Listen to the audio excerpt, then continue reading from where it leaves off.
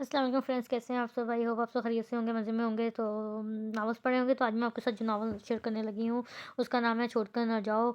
अब ये बहुत ही अच्छा नावल है, बहुत ही अच्छा नावल है। आई होप आपको लोगों को पसंद आएगा। तो अब बढ़ते हैं नावल की तरफ बढ़ने से पहले आप सबसे रिक्वेस्ट है कि चैनल को जरूर सब्सक्राइब करें, बेल आइकन के बटन को प्रेस करें, वीडियो को लाइक भी करें ताकि मैं जो भी वीडियो अपलोड करूँ उसकी नोटिफिकेशन मिल जाए। चलें बढ़ते हैं नावल की तरफ।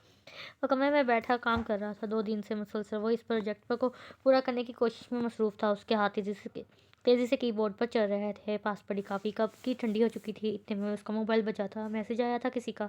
उसने ध्यान ना दिया क्योंकि अब वो काम ही ध्यान देता था। कुछ लम्हा मज़ीद के अब उसका मोबाइल दोबारा बजा। उसका इस बार कॉल आ रही थी। उसने कॉल जैस करते हुए फ़ोन कानों से लगा लिया। हाँ अहद, बोलो, उसने मसरूफ़ से अंदाज में कहा। हाँ यार, बहुत मसरूफ़ हूँ, अभी बस रिपोर्ट लिख रहा हूँ। शायद वहाँ से मैसेज का जवाब ना देने का पूछा गया था। मोबाइल उसने कान और कंधे के दरमियान अटका रखा था और दोबारा से टाइपिंग में मसरूफ़ हो गया था। एकदम उसका काम करता हाथ रुक गया। वो साकत सा अल्फाज को समझने की कोशिश कर रहा था। कौन मिलना चाहती है मुझसे? उसने बेयकीनी से कहते लैपटॉप पर परे धकेल दिया। कब उसकी आवाज़ कमरे में गूंजी। भेज दो, उसने ये कहते मोबाइल बंद कर दिया। अभी वो सोच भी न सका था कि जो उसने सुना है वो दुरुस्त भी है या नहीं। मेन डोर की बेल बजी। इसने एकदम दरवाजे की तरफ बढ़ते हुए सोचा कि आज हो क्या रहा है। इस छोटे से फ्लैट में कोई भी नहीं आता था सिवाय अहद के और या एक दो और दोस्तों के। वो भी बता कर आते थे। फिर एकदम से कौन उम्र बाद में देखा था इन हसीन आंखों को देखने के लायक तो आज मेरी हालत थी। वो सांस लेना भूल चुका था। वो अपनी ही आंखों जिनमें खोकर वो इस दुनिया से किसी और दुनिया का सफ़र करता आता था। वही होंठ, वही सर पर काफ़ी बेचैनी से हलती पलकें। कितनी ही देर गुजर गई। वो भी वैसे ही खड़ा रहा और उसके सामने खड़ा वजूद भी खामोश था। अंदर नहीं आने को कहोगे? दरवाजे का दूसरे साइड पर खड़े वजूद ने सकूत तोड़ा। वो खामोशी से एक साइड पे हो गया। आज की बहुत मेहनत की कि तुमसे मिलना है, तुम्हारा एड्रेस दे, लेकिन वो भी ना कहता रहा। वो बहुत मसरूफ़ है, फ़लाँ-फ़लाँ। इतने मसरूफ़ क्यों रहने लगे हो? उसने लहजे को नॉर्मल करते हुए पूछा। वो अभी तक सर झुकाए दरवाजे के साथ लगा खड़ा था। आ जाओ रज़ा, अंदर तुम्हारा अपना घर है, उसने माहौल को नॉर्मल करते हुए कहा। और वो फिर भी सर झुकाए खामोश खड़ा था। अच्छा, घर तो बहुत अच्छा ले लिया है तुमने, और खुद को देखो, कहीं से भी 4 साल पुराने वाले रज़ा नहीं लग रहे हैं। आहद बता रहा था तुमने अपना बिजनेस स्टार्ट कर दिया है। और वो भी कुछ कहती कि रज़ा की आवाज़ ने उससे खामोश करवा दिया। आप यहाँ क्यों आई हैं? आपको यहाँ नहीं आना चाहिए था। पता है मैं क्यों आई हूँ?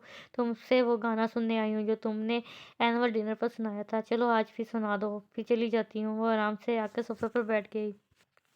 अरे मैं इतनी दूर से बस तुम्हारा गाना सुनने आई हूँ और तुम होके भूत बने खड़े हो। उसने थोड़ी के नीचे हाथ रखे दिलचस्पी से उसे देखते कहा था। उसने एक आ भरते सर उठाया था। सामने बैठे वजूद को नज़रअंदाज करते वो ऊपर किचन की तरफ बढ़ गया था। जो गाना आप मुझसे सुनने आई हैं वो आपको हज़ारों आवाज़ों में यूट्यूब से मिल सकता है। वो अब काफ़ी बना रहा था। समझ लो कि हज़ारों आवाज़ों में सुन चुकी हूँ, लेकिन वैसा महसूस नहीं हुआ जैसा तुमसे सुनकर हुआ था। वो अब उठकर किचन में ही चली गई आई थी। जिस बात को करने आई हैं वो करें, मुझे बहुत काम है, उसने काफ़ी मग देते हुए कहा था। इस सारी गुफ्तगू में एक चीज़ को कॉमन थी, वो था उसका झुका सर। वो खामोशी से उसे देख रही थी। वो सर झुकाए ऐसे ही खड़ा था। सच में बहुत बदल गया हो, मसरूफ़ हो गया हो, बहुत काम है तुम्हें, लहजा भी बदल गया है। कहाँ तू तना और कहाँ आप जनाब। लेकिन एक बात समझ नहीं आई, ये हाथ में धागा नहीं बदला तुमने। मैं नहीं चाहता आप दोबारा मेरे सामने आएँ, आप जा सकती हैं। वो एकदम से कहता वहाँ से हट गया। वो खामोशी से खड़ी रह गई। वो अभी घर में दाखिल ही हुई थी कि सामने बेचैनी से टहलते आहद ने उसका इस्तकबाल किया था। तुमने ड्रेस कहाँ से लिया था? आहद ने उसके अंदर आते ही सवाल किया था। तुमने दिया था? इसने आराम से जवाब देते बैग फिर सोफे पर फेंका था। मैंने तुम्हें मैसेज किया था और तुम 5 मिनट में पहुँच भी गई। वो हैरत से उसे देख रहा था। 5 मिनट भी ज़्यादा थे। लेकिन खैर, तुम मेरे घर में क्या कर रहे हो? बात हुई उससे, इतनी जल्दी तो माफ़ नहीं करेगा, लेकिन तुम जो अचानक मुलाकात कर आई हो ना, इससे आए अभी तक हैरान बैठा हुआ है। उसने सवाल नज़रअंदाज करते अपनी हाँकी थी। सुनो, तुम कुछ ज़्यादा ही जल्दी फ्री नहीं हो जाते? चलो निकलो यहाँ से। दोस्त हूँ मैं रज़ा का और तब से हूँ जब से आपने मेरे दोस्त छीना है मुझसे। मैंने कब छीना तुम्हारा दोस्त? उसने हैरत से पूछा था। लो जी, तुमने नहीं छीना, जब से तुम लंदन गई हो इतना बोर हो गया है वो, बिल्कुल ऑफ, ना मिलता है, ना फ़ोन करता है, ना हर वक़्त बस काम, काम, काम। कभी मिल भी ले तो हूँ हाँ करता रहता है, पैसे माँग लो तो फ़ौरन दे देता है, पूछता भी नहीं क्यों चाहिए, मेरी सारी बकवास सुन लेता है, अपनी नहीं कहता। वो खामोश बैठी सुन रही थी। तुम्हें याद है जब यूनी आता था कैसे हँसता था, शरारतें करता था? इस दिन अली मिल गया मार्केट में, फिर सारा दिन हमारे साथ रहता और जब रात को मैंने घर छोड़ा तो कहता कि रज़ा को लगता है कि कोई मसला हो गया है, उसको किसी माहिर नफ्सियात को दिखा लो। और साला मुझे 2-3 नंबर भी लिख कर दे गया। वो बेबसी से बोल रहा था। तुम्हारा फ़ोन आया जबकि तुम पाकिस्तान आ रही हो, दिल किया कि कह दूँ कि अब क्यों आ रही हो, लेकिन फिर खुशी हुई कि शायद तुम आओ तो वो पहले जैसा हो जाए। वो बेबसी की इंतहा पर था। चलो अब चलता हूँ, टाइम भी काफ़ी हो गया है। वो घड़ी देखता उठ खड़ा हुआ। हाथ उसने एकदम पुकारा था। वो चलता चलता रुक गया था और मुड़ के उसको देखा। उसके पास जाओगे? वो उसे बिल्कुल रज़ा की तरह लगी थी।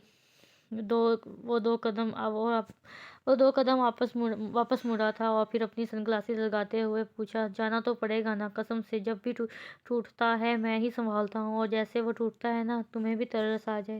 रात अपनी अजीब हालत थी। तुम होते तो तुम भेरो कहाँ हो? रज़ा के फ़ोन उठाते ही उसने सवाल किया था। ऑफ़िस का काम था, लाहौर आया हूँ, उसने मुख्तसर जवाब दिया। बताकर चला जाता, मैं परेशान हो रहा था, फ्लैट पर गया था तेरे, लेकिन ताला लगा था, फ़ोन भी बंद था।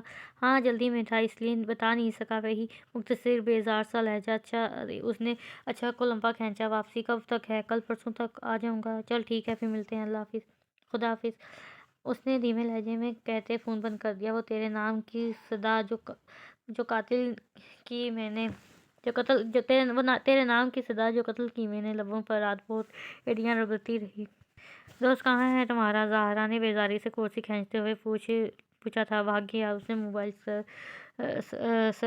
सरकाए जवाब दिया। आज मजाक मत करो, सीधा बताओ लाहौर गया है? ऑफिस के काम से कह रहा था कल परसों तक आ जाऊंगा। वो पूरी तरह मुतवज्जो था। पहले भी इतने दिन के लिए जाता है और या इसी बार ही गया है मोहतरमा? वो मुल्क से बाहर भी जाता रहता है। इसने बेनियाजी से कहा। खैर बताओ क्या खाओगी? रज़ा को उसने मुंह बनाते जवाब दिया था। जहरीला है वो बहुत। उसने हंसते हुए कहा। फ़ोन करो उसको, पूछो कि जल्दी नहीं आ सकता। उसने उसकी बात को नज़रअंदाज करते हुए कहा। साथ तुम्हारा भी बता दो कि मैडम ज़ाहरा पूछ रही हैं। वो शरारत से बोला था। मेरा फ़ोन क्यों नहीं उठा रहा वो? चाहिए तुम लोग एक दूसरे से गिले शिकवे खुद क्यों नहीं करते हो? मुझे क्यों दरमियान में घसीट रहे हो? आज वो मेरे बारे में तुमसे क्या कहता है बताओ ना? वो उसे आधी पागल लगी थी। एक जालिम लड़की लंच पर एक है मेरी और भूख से मर रहा हूँ, कुछ ऑर्डर करो। ये सब तुम उससे खुद पूछना, अब कोई बात मत मत करना। वो जल्दी से बोला था और खामोशी से उसे देखती रह गई। लेकिन तुम्हारा नाम अक्सर मैंने खुदा के से लंबी गुफ्तगू की है। पता है मैं क्यों आई हूँ तुमसे वो गाना सुनने? पता है मैं क्यों आई हूँ तुमसे वो गाना सुनने जो तुमने एनुअल डिनर पर सुनाया था? चलो आज भी सुना दो। फिर चली जाती हूँ। वो सोफे पर लेटा सिगरेट पी रहा था। दिमाग में उसका ही ख्याल था जिसको सोचना नहीं चाहता था। उसे एनुअल डिनर याद था। उसको लगा था कि वो यूनी से चली जाएगी तो वो यूनी कभी जा ही नहीं सकेगा। अभी न लाओ छोड़ कर। वो धीरे से गुनगुनाया कि अभी दिल अभी भरा नहीं। अभी अभी तो आए हो। एक आंसू बेज़ब्त होकर उसके रुखसार पर फैला था। बाहर बन के छाए हो हवा ज़रा महक तो ले। हवा ज़रा महक तो ले, नज़र ज़रा बहक तो ले। वो शिद्दत से रो रहा था। अब क्यों वो वापस आई हो ज़ारा? मुझे नहीं याद। तुम दोबारा मेरे सामने मत आना मेरे सामने, वरना मैं मार डालूंगा खुद को। तुमने धुतकार दिया था मुझे। अब क्यों आई हो? खुदा के लिए चली जाओ। यार कब से बेल बजा रहा हूँ। आज ने दरवाज़ा खोलने पर बेजारी से कहा, लेकिन उसको देखकर वो चुप हो गया। तबीयत ठीक नहीं है क्या तेरी? उसने बैठते हुए पूछा। हाँ यार बस थकावट हो रही है। हाँ लग रहा है तेरे चेहरे से। उसने बगौर देखते कहा था। काम हो गया पूरा? आहद ने पूछा था। कौन सा काम? उसने हैरानगी से देखा। वो उसी के सोफे पर बैठ गया था, वही जिसके लिए लाहौर गया था। हाँ हो गया पूरा। कुछ लेगा? चाय काफ़ी? नहीं तो बस। मुझे कुछ नहीं चाहिए। कुछ देर इन दोनों के दरमियान खामोशी रही। मैं ये नहीं पूछना चाहता कि तुम दोनों के दरमियान क्या बात हुई। मैं और इतना मुझे भी पता है कि तू आज भी मोहब्बत करता है इससे। बस ये बता के माफ़ कर देगा उसे? उसको माफ़ी किस बात की? मुझे किसी की माफ़ी की ज़रूरत नहीं है। बस जा चुकी है तो जा चुकी है। मैं दोबारा कोई उम्मीद, कोई ख्वाहिश नहीं पालना चाहता यार। अगर उसको माफ़ी चाहिए तब यहाँ तक आई थी तो बता देना इसको कि मैंने उसकी गलती समझी ही नहीं कभी। मोहब्बत मोहब्बत मेरी थी तो दुःख भी सारे मेरे थे। जब मोहब्बत के दूर जाने का डर हो तो शायद लोग ऐसे ही रखते करते हैं जैसे मैंने की। मतलब सब करियर है, तूने माफ़ कर दिया इसको? आहत ने हैरानगी से कहा। वो हल्का सा मुस्कुराया था। हाँ, माफ़ कर दिया। बस इतना कह देना उसको कि मेरे सामने ना आए कभी। वो उठ जाओ, बाहर चलते हैं, बहुत भूख लगी है, वो कहता हुआ कमरे में चला गया। ज़ाहरा बीबी, इम्तिहान तो आपका अब शुरू होगा और अब उसको राज़ी करो जो नाराज़ ही नहीं। खुदा ने आहद ने दुख से सोचा, उर्फ़े दिल आज़ार ही सही, आप मुझसे बात तो कीजिए। वो जब से पाकिस्तान आई थी, रज़ा से मिलने के बाद 1000 बार इसका नंबर मिला चुकी थी और कई चक्कर फ्लैट के लगा आई थी। अब भी टीवी के सामने बैठे 3-4 बार नंबर मिला चुकी थी। उसने गुस्से से मोबाइल सोफ़े पर उछाल दिया। समझता क्या है यार, इतना क्या गुस्सा है, बात तक नहीं सुनता। उसने खुद कलामी की थी। उससे मिलने के बाद पता नहीं वो सुकून में नहीं थी। उसका झुका सर, उसका लहज़ा जैसे अभी रो देगा। वो तो देखने आई थी कि मोहब्बत का जोश उतरा तो वो अब कैसा लगता है। वो तो उसको शर्मिंदा करने आई थी। 4 साल बाद ऑफ़िस के काम से पाकिस्तान आने का कहा गया तो उसको पहला ख़्याल रज़ा का ही है, लेकिन यहाँ आकर वो समझ नहीं पा रही थी कि क्या हो रहा है। वो अभी और कुछ भी सोचती कि मोबाइल बजा। उसने 1 सेकंड से भी कम टाइम में मोबाइल उठाया, लेकिन मायूस हो गई। अम्मी कॉलिंग लिखा आ रहा था। उसने जल्दी से फ़ोन यस किया था। जी अम्मी, बिल्कुल ठीक हूँ। आप बताइए कैसी हैं? उसने जवाब देते हाल पूछा था। अभी तो वापसी का कुछ पता नहीं, काम भी तो करना है ना जिस के लिए आई हूँ। उसने पुरसोच अंदाज में कहा। जी, खाना भी वक्त पे खा रही हूँ और अपना ख्याल भी रख रही हूँ। इतने में मेन डोर की बेल बजी। बुआ ने दरवाज़ा खोला था। जी, आप भी अपना ख्याल रखना और बाबा का भी बहुत ख्याल रखना। उसने हाथ के इशारे से आहत को बैठने का कहा था। ओके अम्मी, मैं आपसे बाद में बात करूँगी। अल्लाह हाफ़िज़। हाँ जी, आप कैसे तशरीफ़ ले आए आज? उसने तंज़िया लहजे में कहा। सोचा चेक कर लूँ लड़की वापस तो नहीं चली गई। वो अभी आराम से बोला था। चाहते तो यही हो तुम दोनों दोस्त के वापस चली जाऊँ। वैसे तुम्हारी इत्तला के लिए अर्ज़ है कि सिर्फ़ तुम लोगों से मिलने नहीं आई, ऑफ़िस के काम से आई हूँ, इसलिए अभी आराम से बैठो, मैं कहीं नहीं जा रही। क्या लोगे? काफ़ी पिला दो अच्छी सी। सीधा इधर आ रहा हूँ। उसने आराम से बैठते हुए सोफ़े से टेक लगाई थी। तुम्हारा दोस्त नहीं आया वापस? उसने बुआ को कॉफ़ी का कहते पूछा था। वो तो परसों का आ गया। परसों का आ गया? अच्छा, मैं तो गई थी उसके फ्लैट में, ताला ही लगा था। ऑफ़िस में होगा वो। उसने मुख्तसर जवाब दिया था। क्यों, क्या 24 घंटे काम ही करता है वो? उसने बेज़ारी से कहा था। हाँ, ज़्यादातर काम ही करता है। तुम्हारे जाने के 3 मंथ बाद उसके बाबा की डेथ हो गई थी और आमना आंटी उसको पहले ही पसंद नहीं करती थी, इसलिए अब यही होता है ना, खाने-पीने का ख़्याल ना आराम का। कभी-कभी तो रिमोट लगता है मुझे वो। आमना आंटी और रज़ा की आमना आंटी वो रज़ा की स्टेप मॉम। हाँ, वही बुआ उसकी काम काफ़ी ले आई थी। वो उठ बैठा था। तुम्हारी कोई बात हुई उससे? हाँ, मैं रात उसके फ्लैट पर ही था। उसने काफ़ी पीते जवाब दिया। मेरे बारे में कुछ कहा था उसने? उसने बेचैनी से पूछा। हल्का-सा मुस्कुरा दिया। कुछ भी तो नहीं कहा उसने तुम्हारे बारे में, बात ही नहीं हुई। हालाँकि सारी बातें इसके बारे में हुई थी। अच्छा, मुझसे तो पूछो लो मैं क्यों आया हूँ? उसने बात बदलते हुए कहा। पूछा तो था। वो उसके बात बदलने पर नाराज़ हुई थी। अगले हफ्ते मेरा निकाह है तो तुम आओगी या नहीं? वो काफ़ी पीते आराम से बोला। सच बुआ, तुम बड़े छुपे रुस्तम निकले एकदम से। निकाह बताओ तो कौन है, कहाँ मिली? वो एकदम खुश हो गई थी। अपनी कज़न है और अम्मी को बहुत पसंद है। वो अब काफ़ी ख़त्म कर चुका था, बस अम्मी को पसंद है। उसने उसको घूरा। हाँ, ज़ाहिर सी बात है, मुझे भी बहुत पसंद है। वो दिल से मुस्कुराया था और वक़्त वो सच में अच्छा लगा था ज़हरा को, मुख़लिस सा। तो अब बताओ तुम आओगी या नहीं? ज़रूर आऊँगी, क्यों नहीं आऊँगी? वो मान से बोली थी। पर तुम्हारे दोस्त को कोई एतराज़ ना हो मेरे आने पर? एतराज़? वो एकदम खामोश हुआ। हाँ ना एतराज़, वो उसको देखती बोली। अगर वो एतराज़ करता तो कसम ले लो तुम्हें कभी ना बुलाता। पूछा था मैंने उससे कि तुम्हें कोई एतराज़ तो नहीं? उसने जवाब ही नहीं दिया। खैर, ने ज़रूर आना है, अब चलता हूँ। अम्मी परेशान हो रही होंगी। वो बिना उसकी तरफ देखे निकल गया। याद रख, दिल है, अगर टूट गया, घर नहीं फिर से, जो तमीर भी हो सकता है। वो अचानक होने वाली मीटिंग की वजह से लेट हो गई थी, लेकिन अहाद ने कितने मान से कहा था कि आने को, तो वो ज़रूर जाना चाहती थी। वो जल्दी-जल्दी तैयार होकर हाल के लिए निकली थी। फंक्शन रात का था, इसलिए ट्रैफिक इतनी नहीं थी। वो जल्दी ही पहुंच गई थी। वो अभी कार पार्क ही कर रही थी कि आद की कॉल आ गई। बस पहुंच गई हूँ, हाँ हाल के बाहर ही हूँ, गाड़ी पार्क की है अभी। वो वज़ा देते हुए बोली। ओके रखो तुम फ़ोन, आती हूँ मैं। उसने कॉल बंद करते दुपट्टा संभाला था। वो ब्लैक मैक्सी में मलबूस थी जिस पर गोल्डन काम था। उसने दुपट्टा कंधे पर डाल रखा था और सर पर गोल्डन स्कार्फ था। वो स्कार्फ लाजमी लेती थी। जब वो स्कूल कॉलेज जाती थी तो दादी उसको स्कार्फ के बगैर जाने नहीं देती थी, इसलिए उसे आदत सी बनी हुई थी। वो इधर उधर देखती। हाल में दाखिल हुई। सब अनजान से लोग थे और आहद और रज़ा के अलावा किसी को नहीं जानती थी। वो दोनों कहीं नज़र नहीं आ रहे थे। उसने आहद को फ़ोन करते सोचा कि कोई प्यारी सी लड़की उसके सामने आकर रुकी। ज़हरा आपी, उसने झिझकते हुए पूछा था। जी ज़ाहरा, और आप, वो शक्ल से ही आहत की तरह लगती थी, शायद उसकी बहन हो थी या कोई कज़न। मैं दानीन हूँ, आहत भाई की बहन। वो हल्का सा मुस्कुराई थी। भाई ने मेरी ड्यूटी लगाई थी आपको रिसीव करने की, आपका ही वेट कर रही थी मैं। भाई ने बताया था कि अभी तक आप पहुँच गई हैं। आपको आपको इंतज़ार तो नहीं करना पड़ा? नहीं, मैं तो अभी अंदर आई हूँ, बस आहत को ही कॉल करने लगी थी। आ जाइए, मैं अम्मी लोगों से मिलवाती हूँ आपको, आहत भाई भी वहीं हैं। ओके चलो, वो उसकी पैरवी करते आगे बढ़ गई।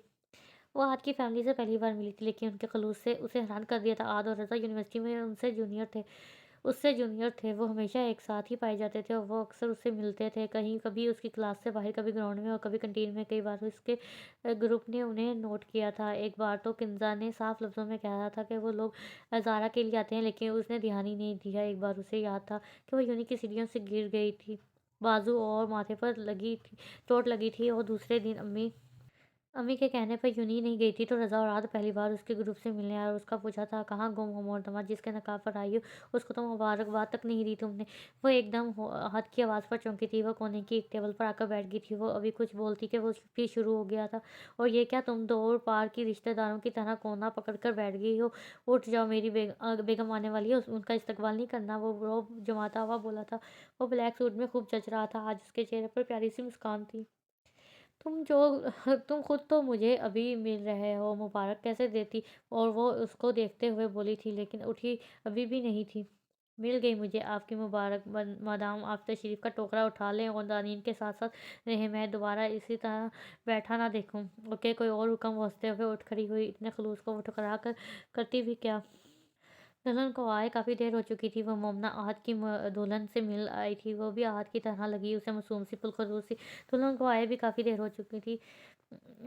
मासूम अब तो नकाब ही होने वाला था, लेकिन रज़ा अभी तक उसे कहीं नज़र नहीं आया था। वो बार बार आहत के दरवाजे की तरफ देख रही थी। उसे खुद नहीं मालूम था वो ऐसा क्यों कर रही है। ऐसा होता है कभी कभी के इंसान खुद को नहीं पता होता बिला आखिर वो क्या कर रहा है।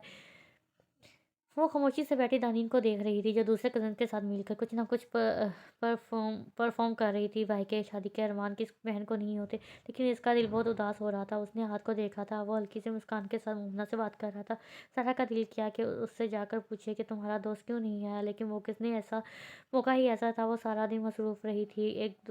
एक साथ 2 मीटिंग अटेंड करने के बाद वो थक गई थी, लेकिन शायद रज़ा से आज बात हो जाए। वो दौड़ी आई थी। निकाह के लिए मौलवी साहब तशरीफ़ ले आए थे और उनके साथ वो भी था। फुल वाइट ड्रेस में, वाइट बास्केट के साथ वो किसी रियासत का शहज़ादा लग रहा था। बड़ी हुई शेव, संजीदा सा अंदाज़, ज़ारा एकदम पुरसुकून हो गई। पता नहीं क्यों अब सारी महफ़िल दिलचस्प लगने लगी थी उसे। निकाह हो चुका था, मुबारकबाद का शोर था हर तरफ। वो भी आहत मोमना को मुबारक देने स्टेज पर आई थी। वो कोई बात करते एकदम खामोशी हो गया था। किसी और ने ये बात नोट की हो या ना की हो, ज़ारा को ज़रूर महसूस हुआ था। वो जल्दी से मुबारक देती नीचे आई थी। वो अब हाल में रुकना नहीं चाहती थी। पहले इसका इंतज़ार और अब उसका रवैया उसकी बर्दाश्त से बाहर था। उसका दिल कर रहा था कि ऊंचा ऊंचा रोए, लेकिन यहाँ रो नहीं सकती थी। इसलिए जल्दी से खाना खाकर वो आहत मोमना और बाकी सबको अल्लाह हाफिज़ कहती बाहर आ गई थी। उन्हें गिला था कि मैंने उन्हें नहीं चाहा, ये अब जो मेरी तवज्जो से ये खौफ खाते हैं।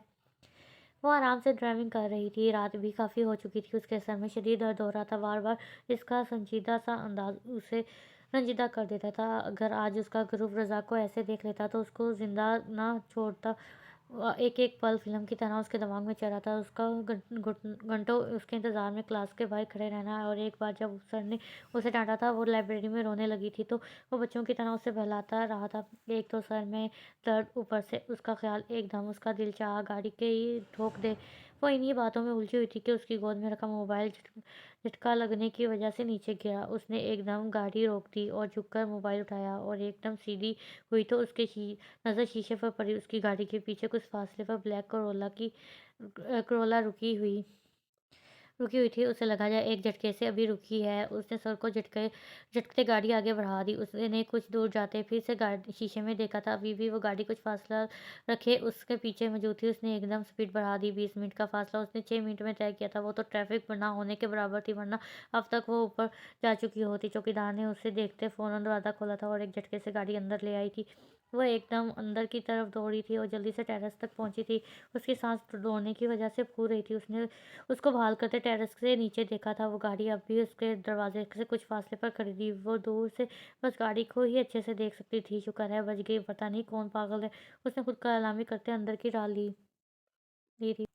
वो ऑफिस में बैठा काम कर रहा था जब कोई दरवाज़ा खोल के अंदर आया था। वो एकदम चौंका था। वो जितना उससे भागना चाहता था, वो इतना ही सामने आई थी। वो आराम से उसके सामने आकर बैठ गई थी। जानती हूँ तंग कर रही हूँ तुम्हें, लेकिन मुझे लगता है कि मिलना ज़रूरी था। मैंने आपसे कहा था मेरे सामने मत आइएगा। उसने लैपटॉप बंद करते गुस्से से कहा था। मैं हमेशा के लिए पाकिस्तान नहीं आई, 2 हफ्ते के लिए आई हूँ। मुझे यहाँ है आए मैंने 1000 बार तुम्हें कॉल की, कई बार तुम्हारे फ्लैट पर गई, लेकिन तुम हमेशा ही मसरूफ़ मिले।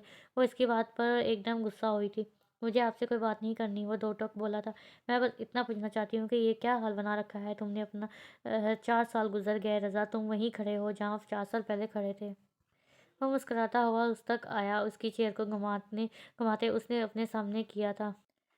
गौर से देखिए मुझे, ज़ारा अहमद, 4 साल पहले आपके जाने का सुनकर मैं कितना तड़पा था, और अब 4 साल बाद आप मेरे सामने बैठी हैं। कई तरफ नज़र आ रही है आपको? वो इसकी आंखों में देखते हुए बोला था। तुम 4 साल पहले भी बदतमीज़ थे और 4 साल बाद भी बदतमीज़ हो। वो उसको पीछे धकेलते हुए बोली, वो अपनी जगह से एक इंच ना हिला। क्यों आई थी पाकिस्तान? आते ही मेरे घर ये देखने के मोहब्बत का बुखार उतर गया होगा। जब मुझे शर्मिंदा करने आई थी ना, तो फिर कैसा लगा अपना शर्मिंदा होना? वो तल्खी से पूछ रहा था। 4 साल आपके तो ऐसे गुजर गए होने के। उसने उसकी आंखों के सामने चुटकी बजाई थी, लेकिन मैं एक एक दिन मुसलसल अजाब में काटा। मुझे कहती थी ना कि आपके, मैं 4-5 साल बाद अपनी इस मोहब्बत पर हंसा करूंगा। कसम ले ले, बहुत हंसी आती है अब। रज़ा पीछे हटो, वो एकदम चीखी। वो कुर्सी के हैंडल पर बाजू रखे मजीद उसकी तरफ झुका था। तरस तो नहीं आ रहा मुझ पर? वो इसके बहुत करीब था। उसकी सांसों की आवाज़ वो बहुत आराम से सुन सकती थी। वो इससे ज़्यादा बर्दाश्त नहीं कर सकी। उसने उसके मुंह पर जोर का थप्पड़ मारा था। वो एकदम साकत हुआ था। फिर वो उसे छोड़ता दूर हटा था। वो जब्त करने की कोशिश कर रहा था। उसने एकदम जोर का मुक्का टेबल पर मारा था, जो एक जोरदार आवाज़ से टूटा था और साथ उसके हाथ को भी चीर गया था। उसके हाथ से खून निकल रहा था। वो एकदम उसकी तरफ बढ़ी थी। रज़ा दिखाओ मुझे, क्या कर लिया है ये तुमने? पागल हो तुम? क्या सारा हाथ ज़ख्मी कर लिया? वो टिश्यू से उसका खून रोकने की कोशिश कर रही थी। वो बेयकीनी से उसे देख रहा था। अभी तो उस थप्पड़ मारा था उसने, और अब इतना परेशान हो रही थी। मैं ठीक हूँ। उसने एकदम उसका हाथ झटका था। उसके लहजे में इंतहा की सख्ती थी और कुछ कहने के काबिल ही नहीं रही थी। अपने कोई और बात करनी है? वो इसकी आंखों में देखता बोला था। जब जब वो उससे पाकिस्तान आने के बाद मिली थी तो उसका सर झुका हुआ था, लेकिन आज उसकी आंखों में बेरहमी थी, सख्ती थी। अब कोई मोहब्बत की इंतहा पर बार-बार दुत्कारा जाता है तो वो इस एक मुकाम पर टूट कर बिखरता है। फिर उसका खुद को समेटना कितना मुश्किल होता है, ये तो तोड़ने वालों ने कभी सोचा ही नहीं था। वो खामोशी से उसे देख रही थी। उसने एक आह भरते नाम में सर हिलाया। तो आपको कोई और काम है? वो उसे क्या कहना चाहता था, वो समझ नहीं पा रही थी। वो एकदम अपना बैग उठाते दरवाजे की तरफ दौड़ रही थी। कभी-कभी हमसे ना चाहते हुए भी बहुत कुछ गलत हो जाता है, जिसकी माफ़ी इतनी आसान नहीं होती है। वो टेरेस में खड़ा सिगरेट पी रहा था जब आहद ने उसके साथ खड़े होते उसे पुकारा था, और एकदम चौंका था। तुम कब आए? उसने संभलते हुए पूछा। अभी आया हूँ, जब तुम किसी और दुनिया में प्रवास कर रहे थे। ये हाथ पे क्या हुआ है? उसने हाथ की तरफ इशारा करते पूछा था, जिस पर बैंडेज थी। कुछ नहीं, बस चोट लग गई है। तुम बताओ, नजर ही नहीं आया आते आजकल? वो बात बदल गया था। मैं तो फिर नजर आ जाता हूँ जनाब। आप खुद ज़रा खुद पर गौर करें। मेरे निकाह के बाद तौफीक तक नहीं हुई तुमको एक फ़ोन करने की। यार ऑफिस में भी कुछ बिजी था, वो शर्मिंदा सा हो गया था। बस कर जानता हूँ मैं तेरा ऑफिस। उसने उसके हाथ से सिरगट लेते कश लगाया था। ये चोट इत्तफाकी है या फिर से लगा कर चली गई है? उसने दिलचस्पी से उसे देखते पूछा था। बकवास बंद मत खोया करो। उसने थोड़ा सा तिरछा होते पीछे मौजूद दरवाज़ से टेक लगाई थी। वो अब से उस जेब में भी बहुत अच्छा लग रहा था। खूबसूरत सी खींचती आंखें, खड़ी नाक और उसके दाएं गाल पर फटा रिंगल। उसके सर्कल में मौजूद बहुत सी लड़कियां उससे दोस्ती करना चाहती थीं, और वो भी ये एडवेंचर करता रहता था। लेकिन ज़हरा से मिलने से पहले अब तो उसे अपनी भी होश नहीं होती थी। अगर बात करनी है इससे तो मैं मिलवा देता हूँ। उस अहद ने सिगरेट का आखिरी कश लेते हुए कहा था। मेरे और इसके दरमियान बात करने के लिए कुछ नहीं बचा। वो एकदम गुस्सा हुआ था। ये तो फिर बहुत अच्छी बात है। आप जो 4 साल से शोक मना रहे हैं, इसको ख़त्म करो फिर, और कोई अच्छी सी लड़की देखो और सेटल हो जाओ। वो अब सिगरेट को पाँव से मसल रहा था। शादी मैं अभी नहीं कर सकता, मैंने इस बारे में सोचा भी नहीं अभी।